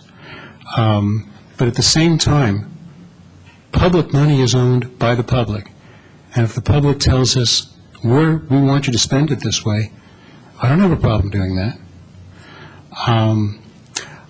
Now, I had said that we had one other option, which was to just go ahead tonight and fund it. I supported Councilman McNutt's motion to put it on the ballot, and I hope that the council majority will support that. But there is actually another alternative that I would just like to suggest, take the opportunity to suggest to my fellow council members. We could simply go ahead and fund and build a skate park. We save ourselves the cost of the election, some $36,000. One of the concerns that was raised, and I said that I have no problem spending public money when the public wants it in the public's interest. But the council had said that their preference, the majority of the council said their preference was that the money be raised privately. Well, unfortunately, the kids wait and wait and wait, and it turned out to be very hard to raise the money. But thought occurred to me. We have one of the action items on our consent calendar tonight is we hired a new town manager from the city of Santa Cruz. And Santa Cruz built not one but 3 skate parks, and their council took the same philosophical position that my colleagues did, that it should have been privately funded. But then the council did one thing that was a little different. They said, we won't make the kids wait while the money's being raised. So rather than just simply go ahead, allocate it, spend it, it's gone, they said we'll front the money, we'll loan it to this project. But the expectation is that the fundraising would go on and that the city coffers in Santa Cruz would be replenished by a fundraising effort. Now, I recognize that if I make a suggestion like that a lot of people are going to say, yeah, once the town funds it, nobody's, then the skate park fundraising committee is just not going to have to do anything else and they won't bother. So another thought crossed my mind that when we talked about, at the suggestion of our council policy committee, which is Councilwoman McNutt and Vice Mayor Spector, their suggestion for a new donation policy was that when the town identified a project that they wanted privately funded, that they would take, the town would take that on as a fundraising effort with the cooperation of staff. So I suggest, for consideration of my fellow council members, that I'm all in favor of the ballot if that's what they want to do, and it's democratic and it's great. But an alternative would be to say, okay, the town approved this site, it approved the project, we say that we're in favor of the skate park. Let's advance the money and then take on the fundraising as a town effort. And perhaps the staff, and perhaps even with some suggestions from my colleagues, can succeed where I didn't. And find sources. If our editor of our local paper says, well, we can raise $100,000 in a weekend. Well, great. Then maybe the town can do that. And it seems to me that that's a win-win. The kids get their skate park right away, and yet the town commits to having it privately funded, and it goes about the effort in the ongoing months of replenishing those funds. So while certainly if the majority isn't comfortable doing that, I'll support putting it on the ballot and having people vote, and I think that's great. But I would like my colleagues to consider the alternative that I suggested, because I see that as a win-win. So I seconded the motion, will support it, but I'd also like to propose that as an alternative.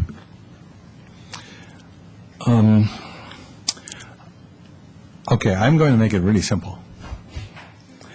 I'm ready to vote on this motion. We have a motion and a second on the floor.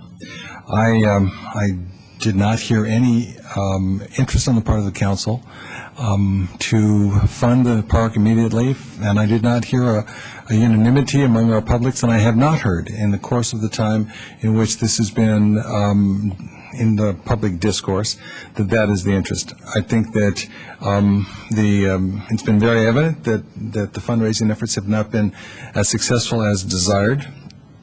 And the intent when the council discussed this back in 2004 was to put a park similar to the Campbell Park on that site at that time, a modular park, not a in-ground concrete park, which was by the skate community found unacceptable. And so the council said, we're going to move beyond that. Mr. Lumi, public part is finished, okay?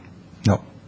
So with that in mind, the idea that we have a petition that was created by members of the community, Mr. Lumi and Mr. Byron, and brought to the public, validly verified by the Registrar of Voters as having 1,833 signatures of those people who could sign this petition, and that is within the 10% of the number of registered voters in town. I think it's fairly simple. We have been given an opportunity to solicit the input of the entire community. I believe this is a 50+1 outcome that's necessary for approval. It's not a supermajority. And this is not the way I would do it, and I do believe that the fundraising efforts should have been allowed to move forward without this initiative, but it's here. And it is, it is where we need to go because of the fact that that it has the imprimatur of the Registrar of Voters. So I would ask that the maker of the motion proceed with any further issues that she needs to address, and there were 3 parts to the motion, and if it fails, then we will investigate or solicit other motions at this time. Ms. McNutt? Are you saying that you want me to modify the motion to include items B and C, or just take care of this motion as I've already made it and then do separate motions? I think items B and C are really part of them. I mean, they need to be part of the motion that you're making at this time. Okay, so just for everyone else's clarification, the original motion was to adopt the resolution calling the election on the question of whether the town must construct and operate a skate park. And at this time, we will also, if I have a second, authorize budget adjustment in the amount detailed to cover the cost of the special election, and also accept the clerk administrator's certification of the sufficiency of the skate park initiative petition. Second? Okay, it's moved and seconded, those 3 items. Any further discussion? Mr. Wasserman? Thank you. I just need to throw out there a couple of things. I understand what Mr. Glickman was saying, but I have to take exception to the comment about a select group of rich people. When I talked about Los Gatos United Soccer League, when I talk about Pop Warner, NJB, and Little League, it is the 1,700 parents, it is the 800 parents that pay $200 to $300 each. They're the ones that pay $500,000, Little League and soccer, to pay for their maintenance, to pay for their operations. You heard the president of Little League say tonight they're putting $50,000 in improvements into Baggerly Field. That's a town-owned park, and they're paying for it. They mow the lawn. They do everything. They've done that for 50 years. It was mentioned earlier about, well, basketball's got a place and soccer's got a place and da-da-da-da-da. No.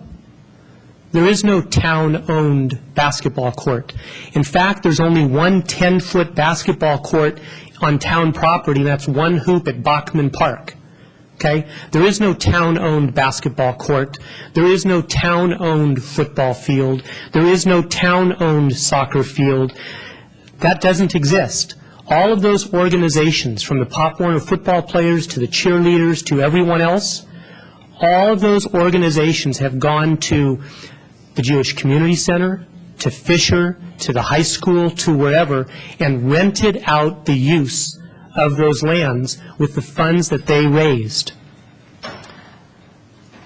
My concern that I have now, I'm going to support this idea going to the February ballot, because the initiative and et cetera, but my concern now, and we've been given advance notice, okay, is if basketball now comes forward, if skateboarding was able to get 1,800 signatures, it'd be easy for basketball. It'd be really easy for baseball. It would be a weekend event for soccer. So if basketball comes forward and says, we want you to put a $5 million basketball gym where your old police station is, and they get 51% of the people to approve that for whatever reason, however it's worded, however it's whatever, okay, then this council will have to decide, okay, do we need to cut back then on police, library hours, street improvements? Okay, we don't print our own money. We have a finite source of income. And this may be precedent-setting for all the other sports that also don't have places to play. So I just want to toss that out there. Be very, very interesting to see how this plays out in February and in the years to come. All right. I'd really like to get to this motion now, if we can. Ms. McNutt, is there anything else you need to add? No, I was ready to vote. Okay, and seeing no other hands in the air, then I'm going to call the question on those 3 items: to adopt the resolution, to authorize the budget adjustment, and to accept the clerk administrator's certification of the sufficiency of the initiative. All those in favor indicate such. Aye. Opposed? Passes unanimously. Ms. McNutt, you had a follow-on motion. I do.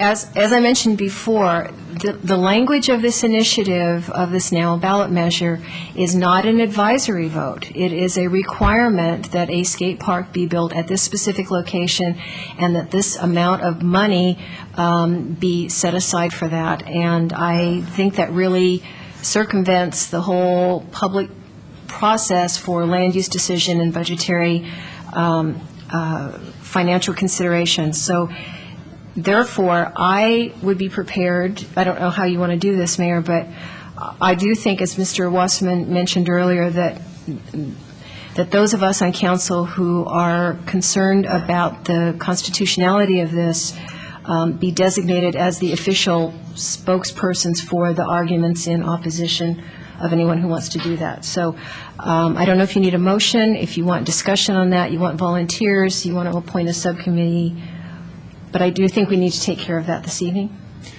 All right, so the issue is, should the council create language for the ballot that indicates that? I think it would be good to have a motion in that regard, okay? If you'd like to make that motion, since you made the comment.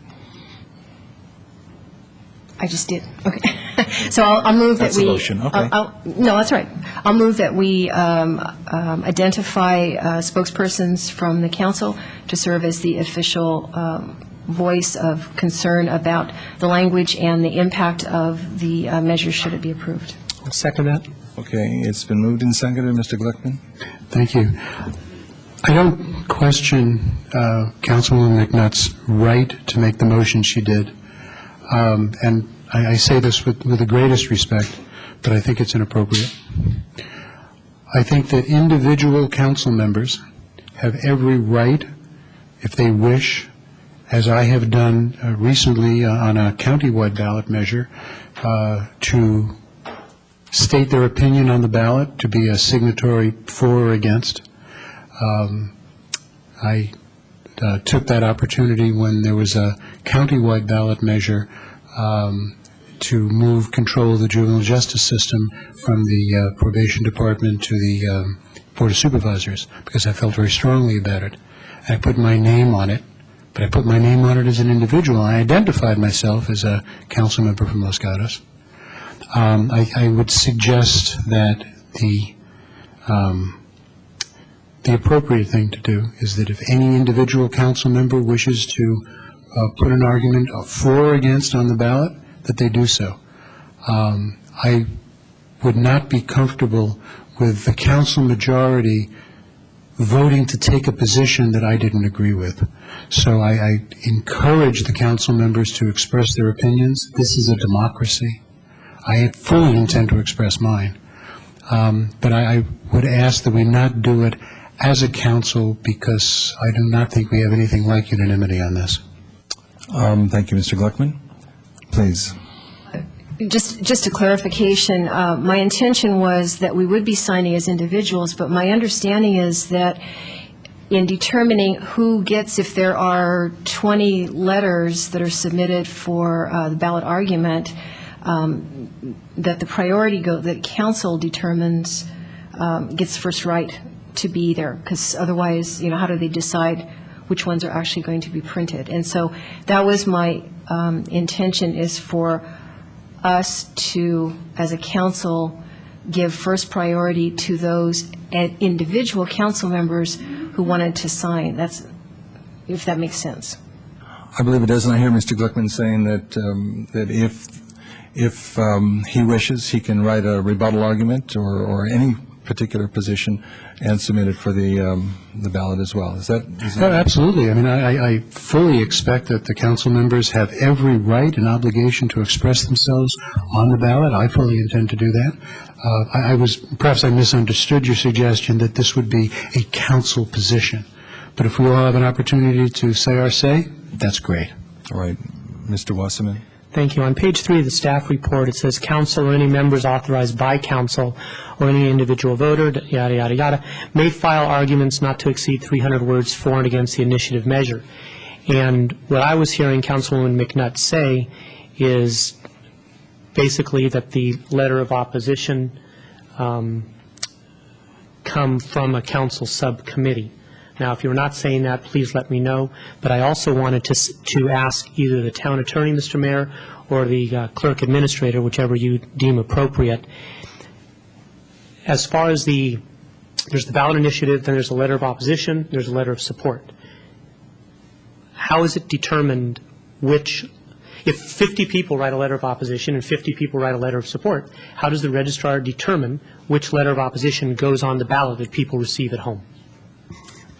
I believe it's probably magic that occurs, because it somehow happens in the course of elections. Mr. Corr, would you like to address that? As the staff report states, there are priorities given to certain groups, the council or any members authorized by the council, and it would be my interpretation that is intended to mean members authorized to speak on behalf of the council. But that's just my understanding. It may not necessarily be what the law, in fact, requires. Have priority. Bona fide associations, and I can't tell you what is considered a bona fide association under the Elections Code, would have priority. Individuals who are proponents of the initiative would be given priority below council members or persons authorized by the council members. And then groups that are organized to take a position one way or another would have priority below the proponents, and then individuals would have the lowest priority. Now, what happens if you get a group of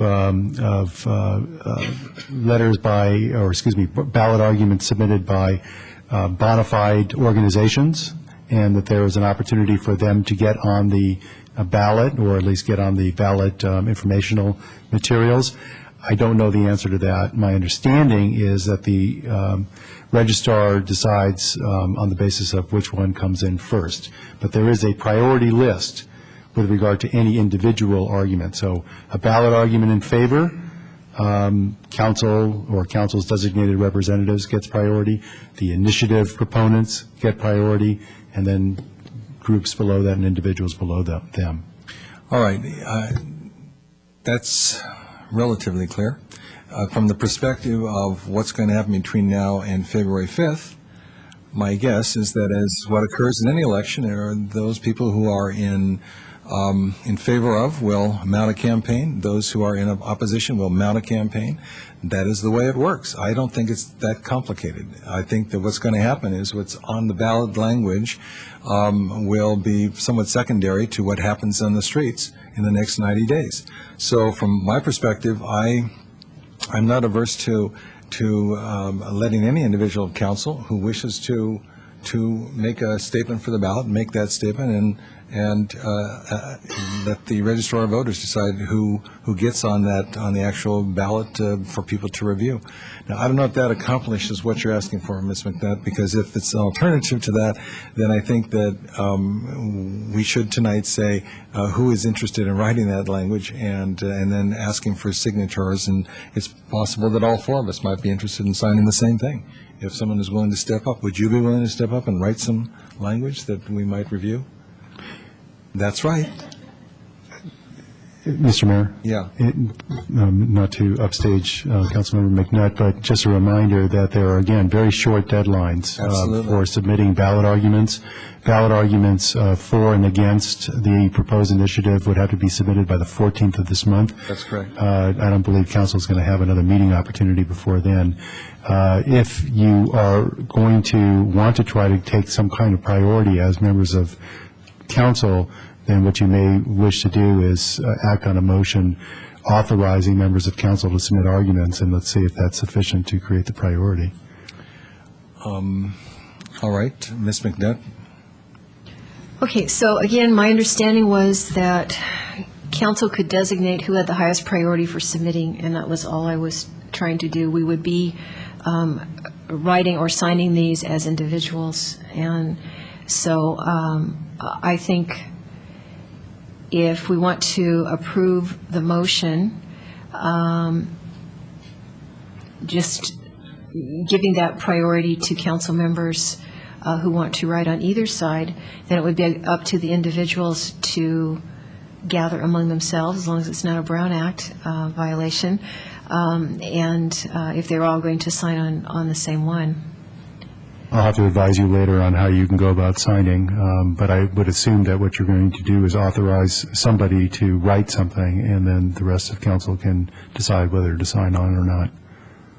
And if we so authorize, then is it required to come back to public hearing to approve that, or is that authorization sufficient for us? The authorization, given the timing, would have to be sufficient, and you'd be authorizing, I assume based on what Councilmember McNutt has said, somebody to write on either side if they wish to do so.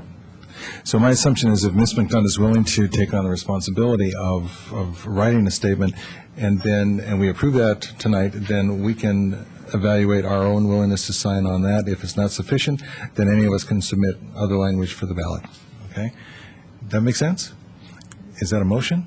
Yes. Okay, is there a second? I'll second that. All right, it's a motion and a second to do whatever I said, and I'd like to ask then for the council. I think it's really clear. We're going to authorize Ms. McNutt to write language, and then the council will review, and that language can appear, or alternative language will appear at the request of council members, and all council members can sign off on this if it's agreed that that's what they want to say. And that's not a Brown Act. And it's not a Brown Act problem, according to Mr. Cork. Okay? So just for clarification, if Diane writes, if Councilmember McNutt writes something that Councilmember Wasserman likes, he can add his name, and if I want to say something else, I say something else. That's correct. Perfect. Or we can each write our own. That's correct as well. Okay. And it all depends on what the registrar wants to put on. Okay. I'm going to go back to the main point. It's a campaign. Okay? That's where it's going to happen. So this is a significant part, but it's not as significant as what's going to happen on the street. Okay? There's a motion and a second. All those in favor indicate. Aye. Aye. Aye. Opposed? Passes unanimously. All right. Well, we got through Mayor. item number 8. Yes. That Mr. of course Manager. may be subject to a final interpretation by the registrar of voters. Correct. Because The registrar is the one who's going to put it on. Right. And I'll advise council if there's any additional information Okay. regarding the arguments. All right. All right. It's coming up on 10:30, and we've had some very patient people waiting for items 9 and 7. Sorry, Anthony. Sorry, you folks. We're going to take 3 minutes, back here 10:30 sharp, and then we'll be out of here, I'm sure, very quickly.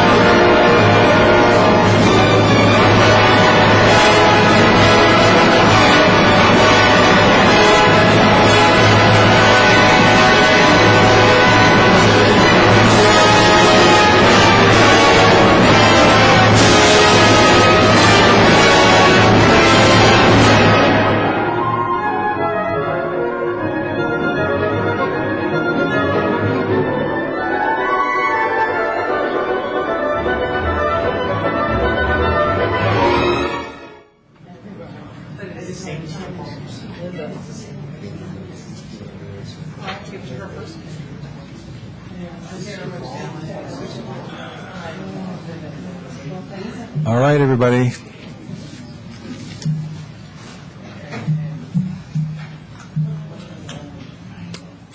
We are now on item number 9. Item number 9 is the proposal that the town clerk and the town treasurer offices be moved to the ballot. And in so doing, that would be, the purpose of this would be to appoint rather than elect those two offices if this is agreed to. We have a staff report from Mr. Korb. That's correct. Thank you, Mr. Mayor. As you know, the town clerk and town treasurer are currently elective positions. At your last meeting, Joanne Benjamin and Marlon Rasmussen, both former members of council, both former mayors, and in Ms. Rasmussen's case, a former member of the town staff as well, came to the meeting and asked that council consider placing a measure on the ballot, essentially converting or asking the voters to consider converting those two positions to appointive positions.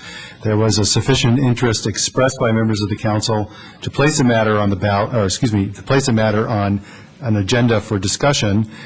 Council also directed that all options with regard to an action in response to this request be available for council at this meeting. As I stated previously with regard to the skate park initiative matter, in order to make the agenda for the February 5th, 2008 meeting, council would have to act tonight on adopting a resolution calling an election. What you have before you are 3 versions of a resolution. The first version of the resolution calls the question with regard to both the town clerk and town treasurer position. The second resolution calls the question solely with regard to the town clerk position. And the third resolution, which was added by addendum, calls the question solely with regard to the town treasurer position. In order for council to take action tonight, we would also ask that you not only consider adopting one of the resolutions, but also authorize a budget adjustment in the amount detailed in the fiscal impact section to pay for the call of an election. Again, if this matter is acted on tonight and a resolution is adopted, it would be also consolidated with the statewide presidential primary election. There would be an additional cost associated with adding this to the skate park measure, and that is detailed in the fiscal impact statement. And one last point, if the measure in any respect is passed, council will still have the option of deciding whether to make the any one of the positions that are converted to appointive appointed by the council or appointed by the town manager. That concludes my report. Thank you, Mr. Korb. All right. Are there questions from council to Mr. Korb or Mr. White? Seeing none, we do have some individuals who would like to speak to this issue, and the first is Citizen Ray.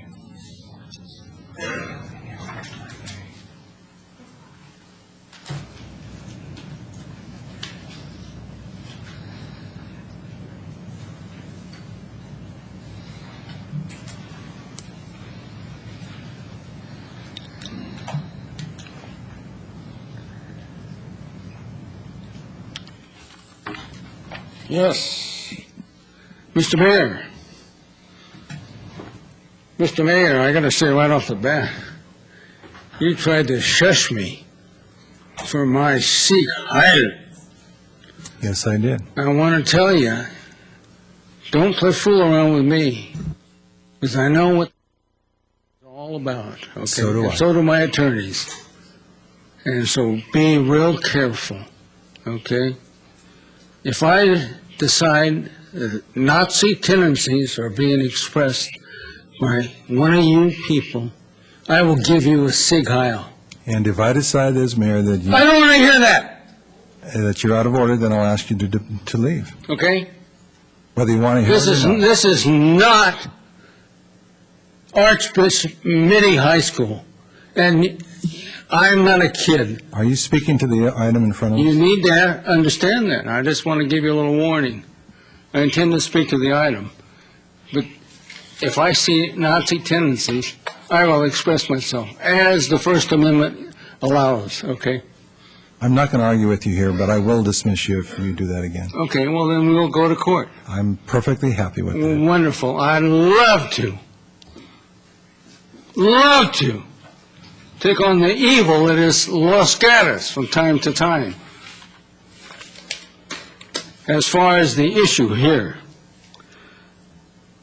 I was present when the hatchet job was done on Liz Cosgrove by the former city attorney and you folks on the city council.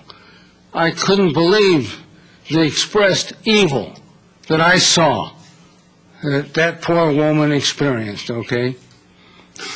So I want to tell you, I am sick and tired of dealing with professionalism by bureaucrats. Sick and tired of it. I go over to Saratoga, a town of 30,000 people exactly like Los Gatos, and guess how many employees they have? How many professional bureaucrats or whatever? And I like most of the people over there, I might say that, okay? 57. And how many do we have here in Los Gatos? 155. I think for two towns with a comparable number of citizens, we're out of line grossly, okay? And there needs to be some proper thinking by the people in charge, okay? So I want to tell you, $150 for the town clerk is an abomination. You should make it worth the while so we can get a quality Time is up, Mr. Davis. elected person, okay? Elected. Please take your seat. David Spicer?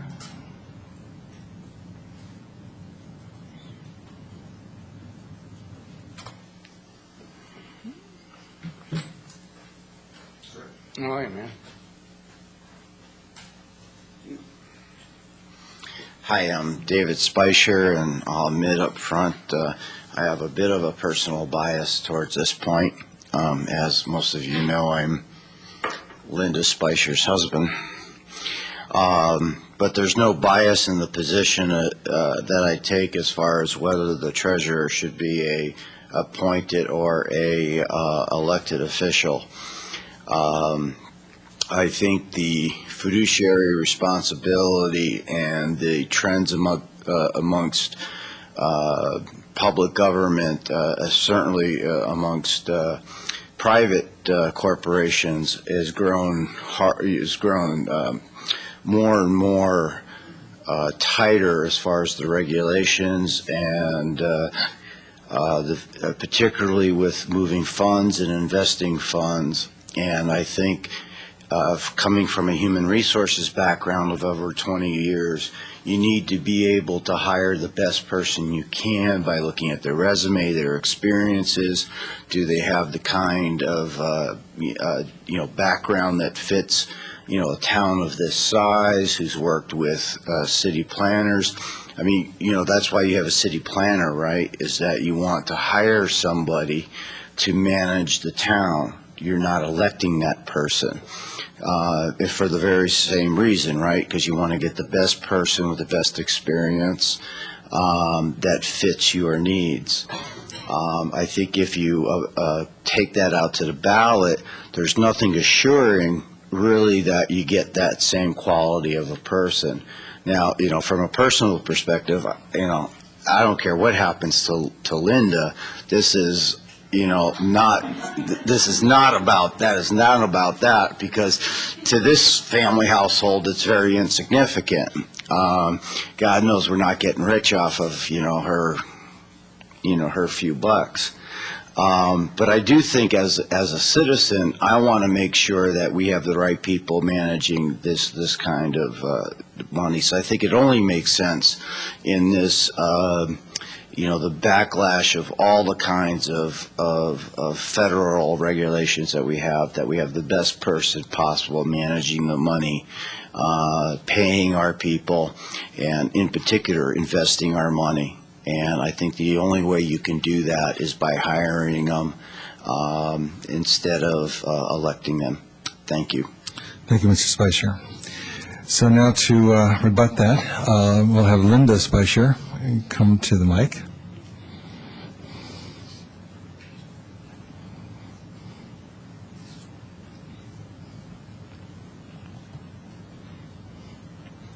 And Linda is our elected treasurer. Linda Spicer, 95 Church Street, Los Gatos, California. As many before me earlier spoke, resident since 1974, a long time. I can't rebut that. I think everyone knows who's known me in this town for a long time, that I've thought for a long time, that the treasurer's position in particular needed to be an appointed position, not an elected position. The last time I actually ran with opposition, the person running against me was a retired engineer from Lockheed. He probably knew a lot about investments. I don't know whether he did or not. As it says in the staff report, the majority of municipalities in the state have appointed treasurers, not elected treasurers. That being said, the treasurer's position is one that in every municipality has a variety of jobs, and every municipality does it differently. There are only very specific things that a treasurer is required by state law to do. And past that, the things that they do are different. I happen to help reconcile the bank. That's something that easily staff could do. The main thing that I think you need to keep in mind, whether we elect or we don't, is that you're looking for oversight, you're looking for internal controls, and these are all systems that will be kept in place whether you have an appointed treasurer or an elected treasurer. There was, not to speak ill of any of my fellow treasurers, but there is actually in a community going on right now where there is an elected treasurer. The man has been, and he's been there for a long time, has been accused of misappropriating funds. He's put them back, but he's still potentially going to jail. And I would just like to read this real quick, that the past president of the California Municipal Treasurers Association cautioned that oversight, not job status, is the key distinction. And I think that's true here. I personally, should this be on the ballot, and I think you should put it on the ballot, will vote to make the treasurer's position appointed. Whether you end up appointing me or someone else to the job later on, as my husband said, is not going to make or break us. And if I can answer any questions from any of the council members as to what I really do and when I do it and how much time it takes me to do it, I'm here to answer those questions. All right, I think we have a question from Mr. Wasserman. Thank you. I have a different question than the ones you just listed. Okay. Before us is the choice of saying, should the town clerk and town treasurer offices be appointed, or should the town clerk be appointed? Your thoughts on having one for town clerk and one for town treasurer? As it is before us, it's either combine the two or just have the clerk question. Should we have two separate ones? You know, I'm not sitting in your shoes anymore, so I don't have to make those hard decisions. But I think if I was sitting in your shoes, I'd split them just to give the electorate separate decisions. I think it's real clear that the town treasurer should be appointed. I personally think it's clear that the clerk should be appointed, but I think that there may be other people who feel one way or another more about the clerk's position than they might about the treasurer's position. All right. Mr. Crow?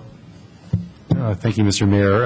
Interesting question, Mr. Wasserman, one that I wish we could address in the resolutions. However, Government Code Section 36508, which is referred to in the staff report and also in the various resolutions, sets forth a specific language that can be placed on a ballot calling the question, and there are 3 separate versions, and one of those versions has to be selected, only one.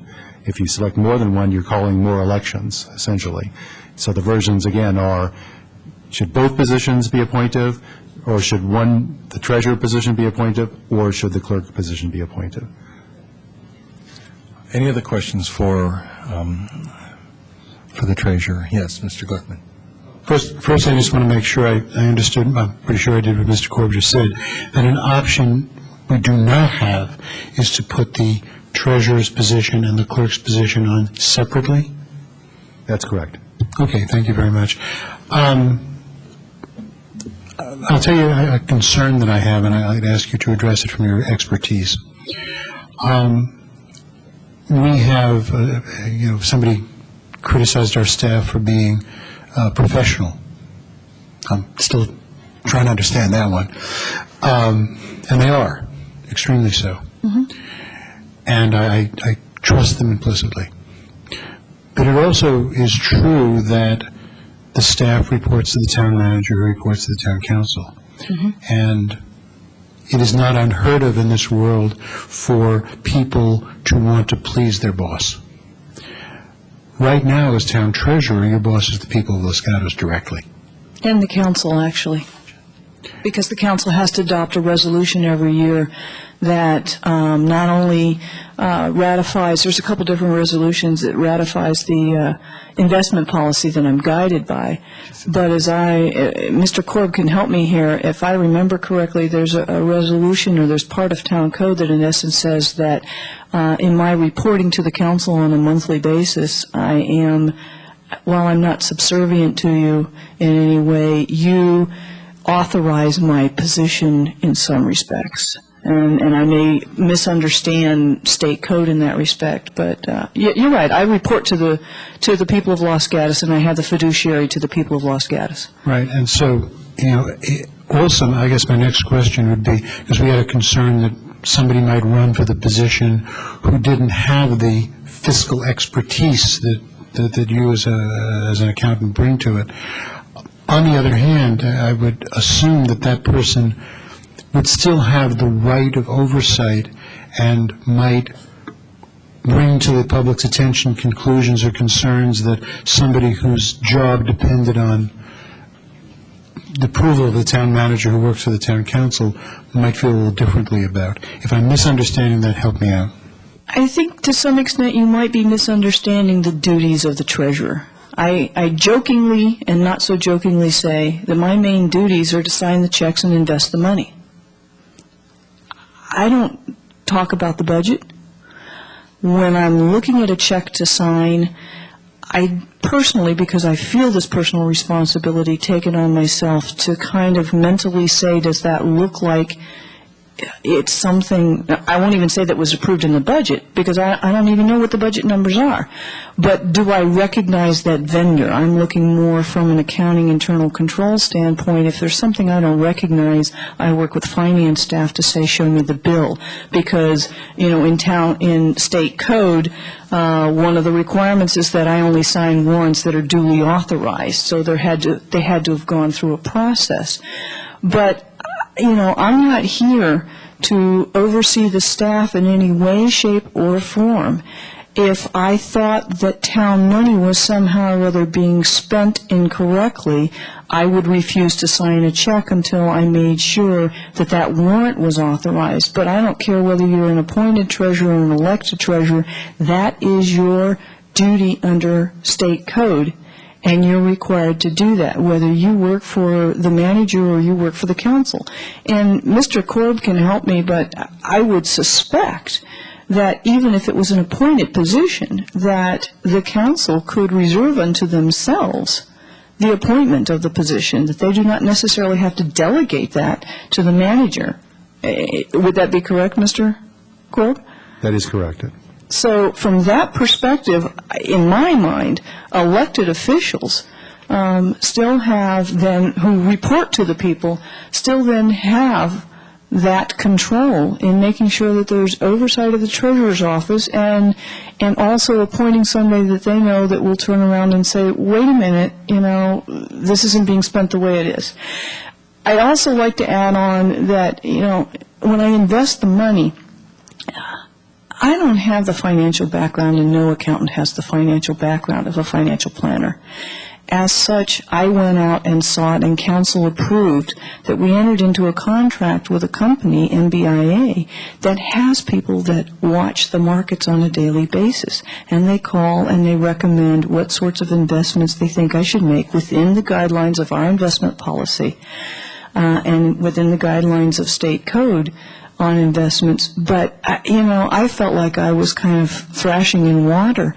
I'd hate to think what's, at least though I understand what most of the investments are, I'd hate to think what, somebody who really didn't understand investments, they still have the oversight. They would be leaning more heavily on an MBIA. I still feel this is a position. The third thing that I do, truthfully, is I move money. Okay, so yes, I make the investments, and I decide when we need investment, when we need to cash something in. We never cash anything in.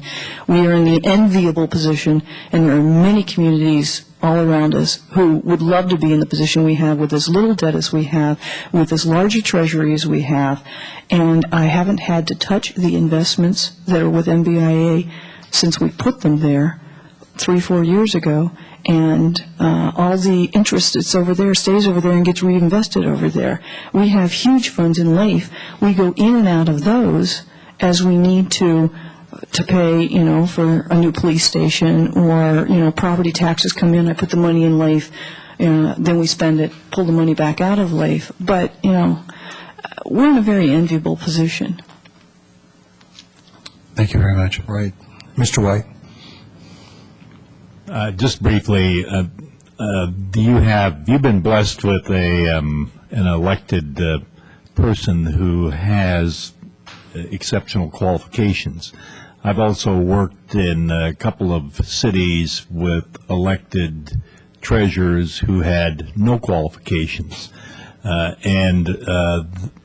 we did there was then purposefully bypass that position.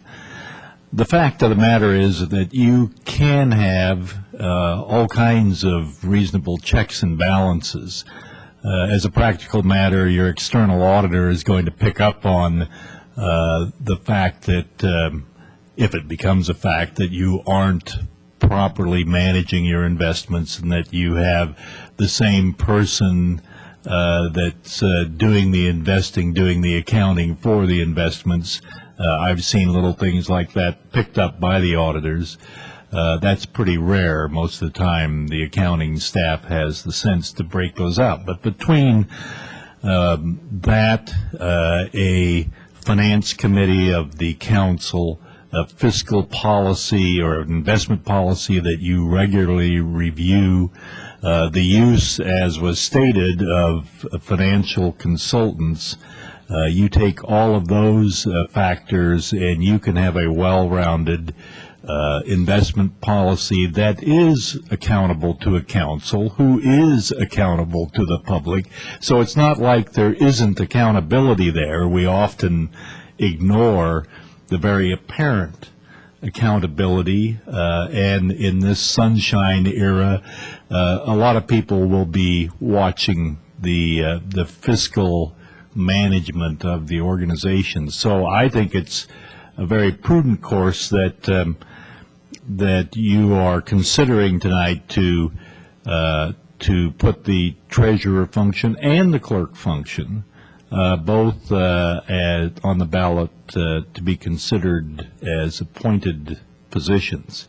Because I've also had experience with the clerk position. I've had experience in this town with both of these positions, and we were blessed when she took over as the treasurer, and I also remember some of the things that we did to strengthen clerk functions as well. So I would certainly, from a staff standpoint, be strongly recommending what's in front of you as it relates to these two positions. Thank you, Mr. White. Seeing no other questions, thank you, Ms. Spicer. And we have one more card, and that's from Marlene Rasmussen.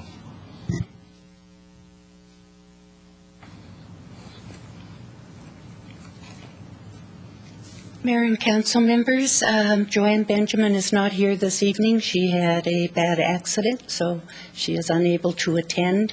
Sandy Decker is here. Sandy has agreed to be one of the signers for the argument for an appointed town clerk and an appointed town treasurer. I do request that you put it all on the same ballot. Financially, it just doesn't, it's not feasible to do it any other way, to separate them. So that's all I have to say, if you have any questions. Mr. Glickman? I'm sorry, I just was a little bit puzzled because I had understood from what Mr. Korb told us that we did not have the option of putting them two separately on the ballot. What she said. I just saw the resolution that was in the packet. Let me clarify. You have three options. One option is to put both positions on the same question on one ballot, and the other option, one of the other options is just to put the clerk on, and the last option is just to put the treasurer on. As I said earlier, we do not have the option of putting them separately on the same ballot. Right, I understood, you're correct, and I understood what Ms. Rasmussen was saying was put both positions on one ballot. Right, and I understood that too. I perhaps thought people might understand from what you said that we had the option, although it would be more expensive, of putting them both on but separately. I'm told by our town attorney we do not have that option. All right, any other questions? Thank you, Ms. Rasmussen. All right, now's the time, council. Do we have a motion or further discussion? Mr. Wasserman. I'll make a motion to adopt the resolution calling an election on the question regarding both offices, so putting both town clerk and town treasurer offices, that they should be appointed, and calling an election for that question. While you're making that motion, will you also do C, which is the authorize the budget adjustment for the election? In the amount detailed in the fiscal impact section of this report, depending on the resolution option approved, and the one I'm suggesting in the motion is attachment number 1, which includes both the town clerk and town treasurer. All right, there's a motion. Second. And it's been seconded. Further discussion? Mr. Glickman? Okay, thank you, Mr. Mayor. I'm going to be in opposition to the motion for the following reason. I do believe that the town clerk's position as it is currently constituted should be appointed. However, I do not believe, even with respect to the information I received from our current town treasurer, that the treasurer's position should be appointed. In coming to that conclusion, one of the things that I've considered is the recent discussions that the council has had about how much money do we have, how much of it is available. I think our town treasurer just said, well, you know, we're in this wonderful financial position. Whereas if there was some desire perhaps not to do something, there would be a temptation to say, well, you know, money's pretty tight and it's all committed, so we can't do that. So I would, and if the person who was asked to make that distinction one way or the other was dependent for their position on some folks who desired the perception to be one way or the other, it is that kind of check and balance in the treasurer's position that I don't want to lose. So if we had had the option of doing both so that people could vote separately, then I would have supported it. Since the town attorney tells us we can't, and since I'm not in favor of, because I guess if the people vote, they're going to vote on both of them either together. They don't get an opportunity to vote them separately. Is that correct? That's correct. Therefore, they would be in a position of saying, well, you know, if people shared my view, yes, I'd like to see the town clerk appointed, but I don't want to see the town treasurer appointed. They can't have it both ways. So my preference would be, even though there's a bit of an expense, to put them on separate ballots. I would be in favor of doing the clerk this time and the treasurer next time, so we get the clerk done. But unfortunately, if the mechanism we're required to adopt is all or nothing, so that the voters don't have the opportunity to say yes to this and no to that, then I'm not going to be in support. Okay, thank you, Mr. Glickman. Vice Mayor Spector. Thank you. I will be supporting the motion. I think that once this gets on the ballot, there will be people who have arguments against appointing the treasurer and or the clerk. but as sitting in the back room, listening to my colleagues talk about it's going to go forward, the public is going to have to make that decision on the skateboard. Now they're going to have to make the decision on the treasurer and the clerk, and so we will defer and look to the guidance that we get from the public, keeping in mind, as was stated, that the clerk and the treasurer can report to the manager or can report to the council. Thank you. And Mr. Wasserman? Yes, I'd like to throw out there and hear feedback, if we may, Mr. Mayor, as far as the letter of support for this ballot initiative that we have. Can we ask that it be signed by Linda Lubeck, Joanne Benjamin, Marlon Rasmussen, and Sandy Decker? We cannot. Can we? I'm getting negative comments. They're individuals, and the council doesn't have control over them. They're not our representatives. So who writes the letter of support for this that the council appears to be recommending on perhaps a 4-to-1 vote in a moment that it happens? Who writes the letter of support supporting the council action? Through the mayor. Well, again, council can take upon itself to authorize council members to write a letter. I heard Ms. Rasmussen say that she and Sandy Decker were planning on writing an argument in favor of the proposed ballot initiative. So I know that there is an argument coming from over there, but council could also submit one if you wish to do so. May I? Thank you. What I was thinking about was what you referred to earlier, which was the order of priority that the registrar gives to the letters submitted. I don't want to volunteer anybody, but for instance, if our treasurer signed, if whoever, that order, if in this case it is Mrs. Decker and whomever that signs that, I guess what I'm trying to ask, Mr. Mayor, is we know the order of priority on letters of support and letter of opposition. We know that only one goes in. Given that, is a letter of support for this going to be signed by council?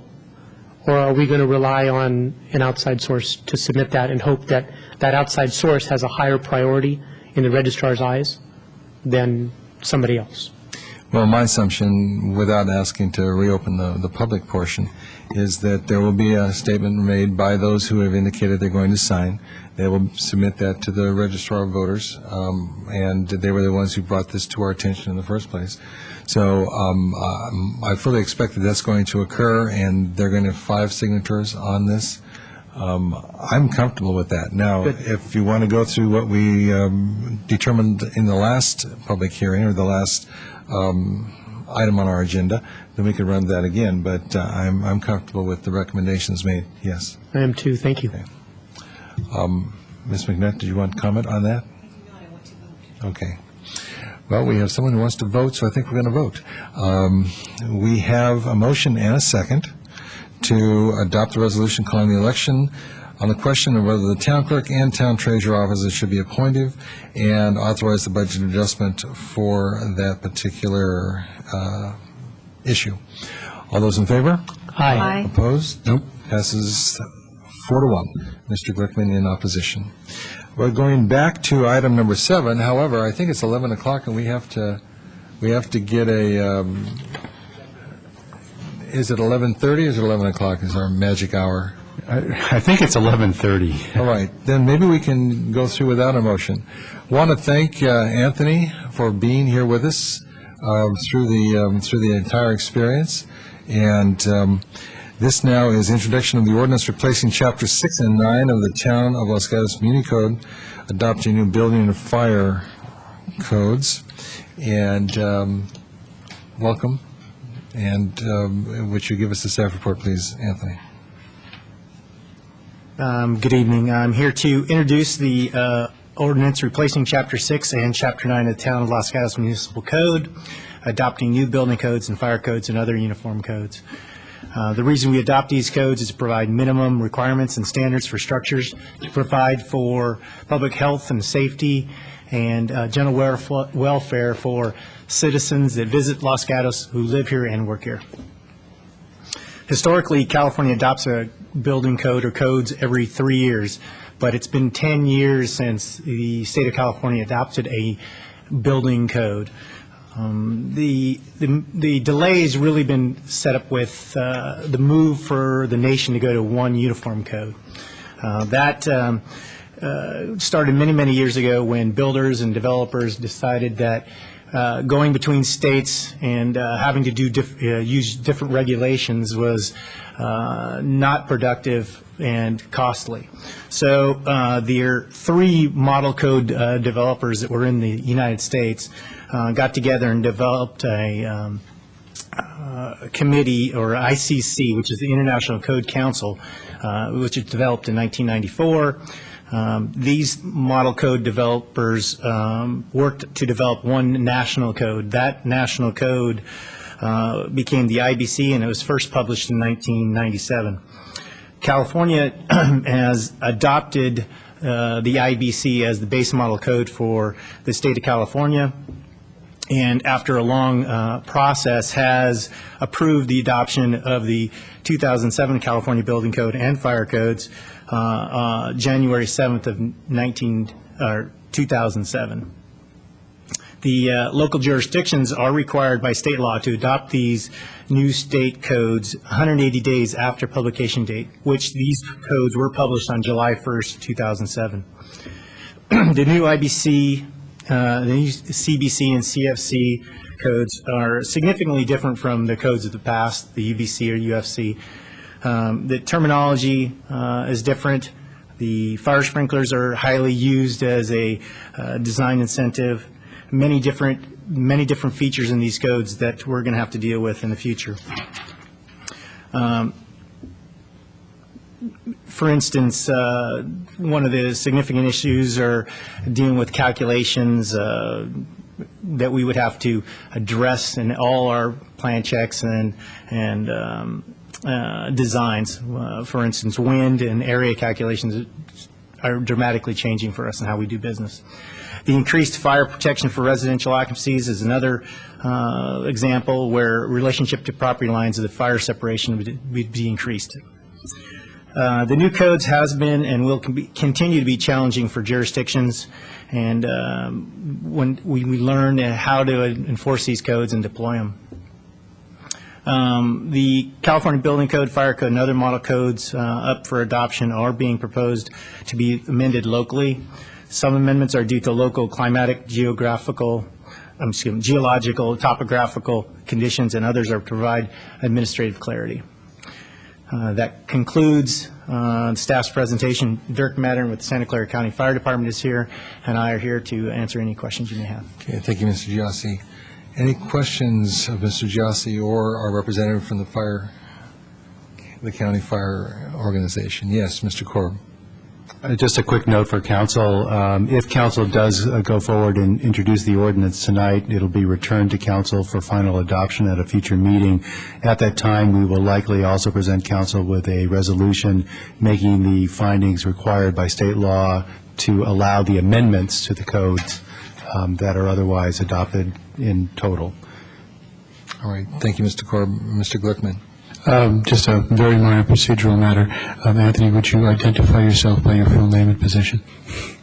Yeah, my name is Anthony Giassi. I'm the building official. Thank you. So we all knew Anthony. All right, I have just one quick point, and that is that this adoption puts a greater rigor in the safety factors that we are bound to now fulfill. Is that not correct? It's going to be more difficult now for people who are building a project or who are designing a project because there's a higher degree of safety expectation as a result of adopting these particular rules in comparison to what we've been working under before. They're similar. They're changing the approach on how we look at things. I'm not sure that they'd be higher. There's different ways to approach things. There may be even less restrictive requirements depending on how you use the code. It allows you to build things in many different ways to achieve potential larger structures or less construction requirements.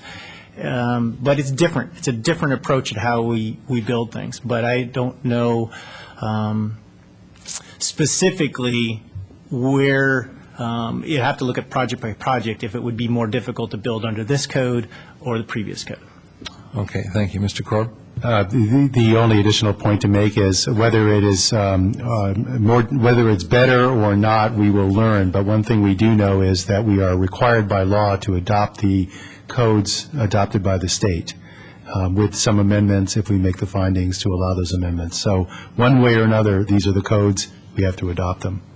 Yeah, that wasn't a question for me. It's just what I understood is, as I read through this, that there in some ways are an evolution of the code process that allows us to actually have a safer environment that is supposed to be the end result of this. I understand that is the case, yes. Okay. Any other comments or questions? Then can we have a motion on this regard? Madam Vice Mayor, we'd like to take the lineup that we've got. Take the lineup. First of all, preface that, and reading through it, it wasn't clear to me that that there were greater protections as with regard to, for example, land use, historical buildings. But I also understood, as Mr. Korb pointed out, that we need to adopt this. So that being said, I'll begin by directing the clerk administrator to read the title of the attached ordinance. Ordinance replacing Chapter 6 and 9 of the Town of Los Gatos Municipal Code, adopting new building and fire codes. Secondly, I'll move to waive the reading of the ordinance. Second. Okay, we have a motion and a second. All in favor? Aye. Opposed? No opposition. Lastly, I move to introduce the ordinance to effectuate the town code amendment and instruct the clerk administrator to publish a summary and notice no more than 5 days prior to adoption. Second. It's been moved and seconded. Any discussion? All in favor? Aye. Aye. Opposed? Passes unanimously. Thank you, and thank you, both of you, for staying with us tonight. Okay, I hope it was interesting, and next time we'll try to push up to the front of the agenda again. Okay. All right, that brings us, we've finished other business. Thank you. And that brings us back then to the question of our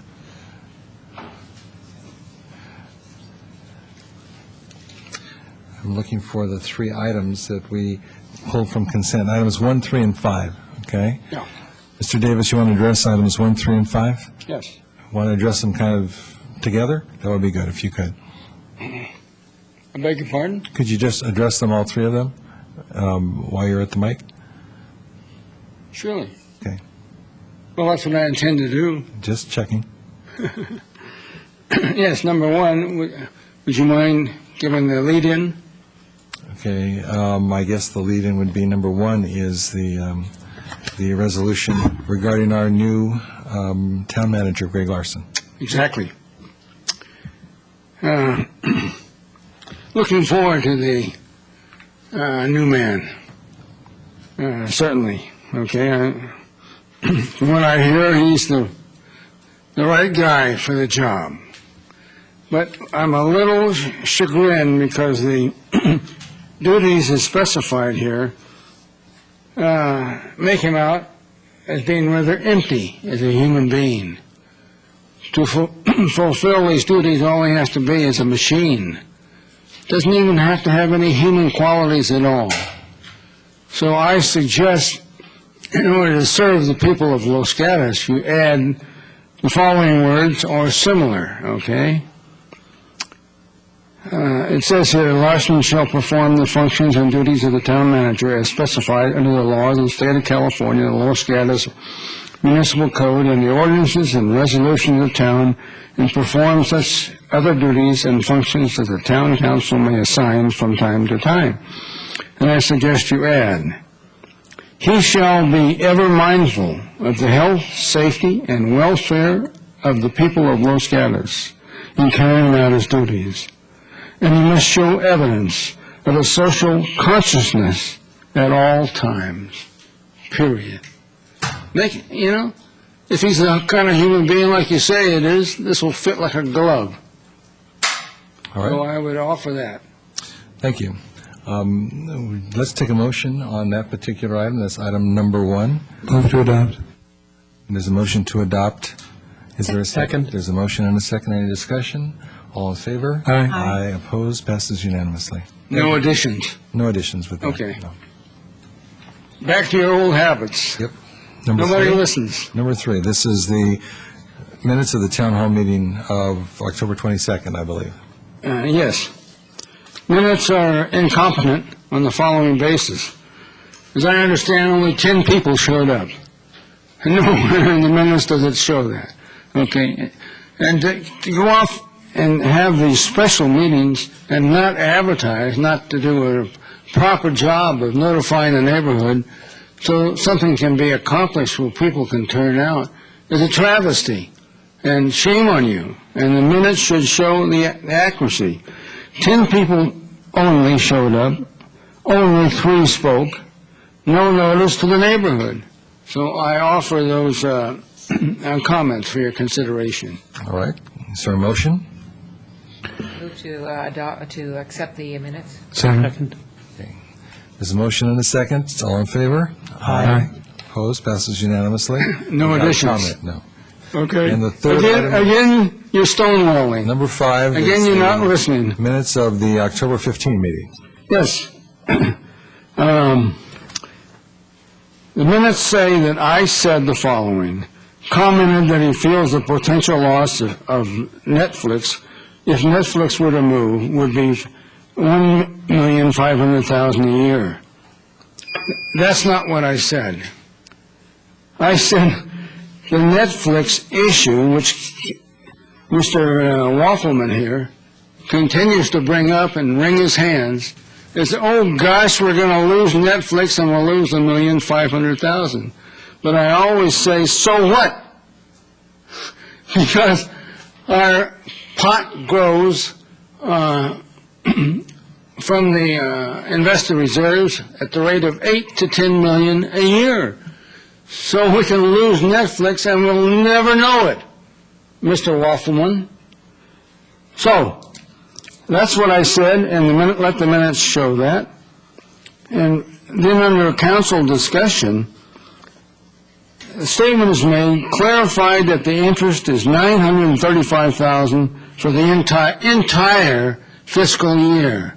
Now, we all know that's either a lie or a mistake. A lie or a mistake.